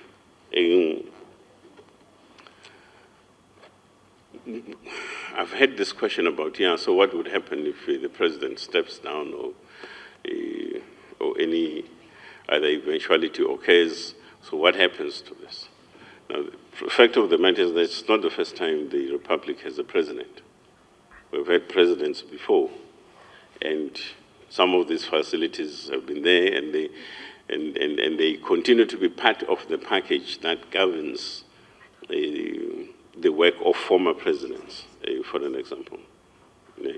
So the state still, for an example, takes responsibility for the security situation of former presidents in various forms and so on. So it still does that. We've also seen former presidents playing various diplomatic roles, for an example, in the conflicts in our continent or anywhere else in the world and so on, and still being consulted from time to time. And therefore the question of the usage of visitor centers, a visitor center, for instance, is an ongoing kind of use, amongst others. 5.9 and 5.1 of 5.9 is of the committee report in relation to how it relates to 5.1 of the Minister of Police's report.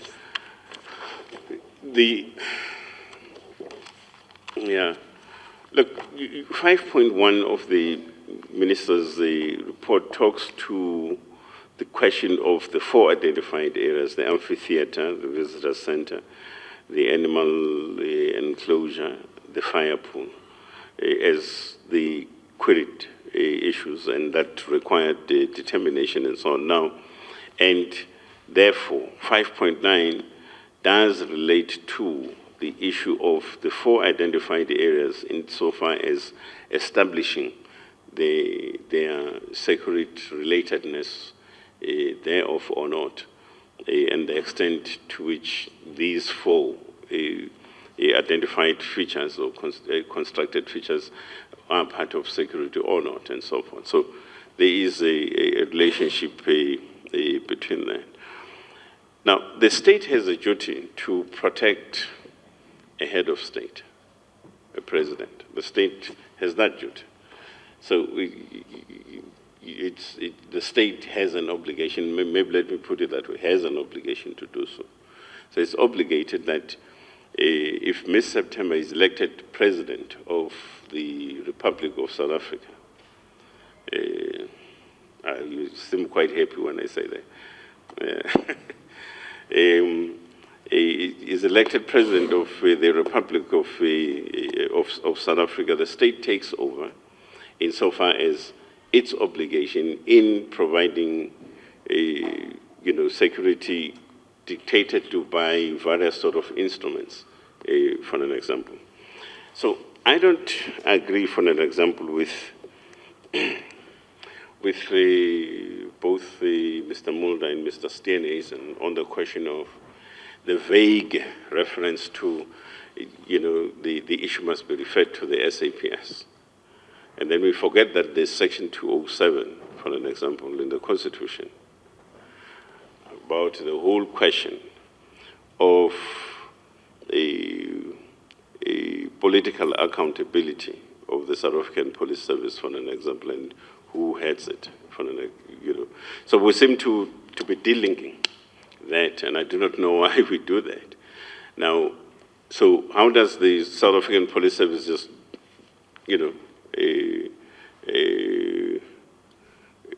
because that's a very broad, vague sort of reference that you are referring to, and so on. So I do not know.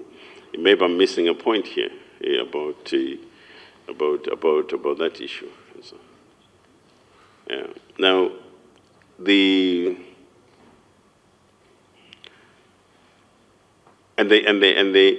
question of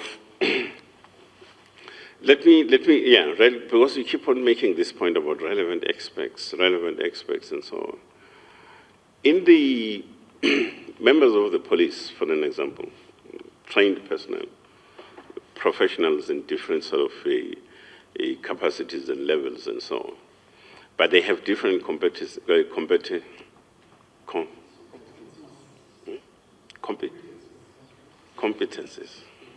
In Zulu. Yeah, competencies. I don't trust his English, by the way. Competencies. Huh? Now, the competencies. So, it's not every member of the police service, for an example, who's qualified to perform a security evaluation. By the mere fact that you are trained as a police member, for an example, does not necessarily qualify you to be a security expert, per se, or qualify you to run a security evaluation of any sort. So that's a designated specialized function for a particular unit to do. And it does its work to the best of its ability and come up with reports that that get into this, the actual detail about what security considerations should be when it comes to VIPs and other principles as well. So, and I think it's important to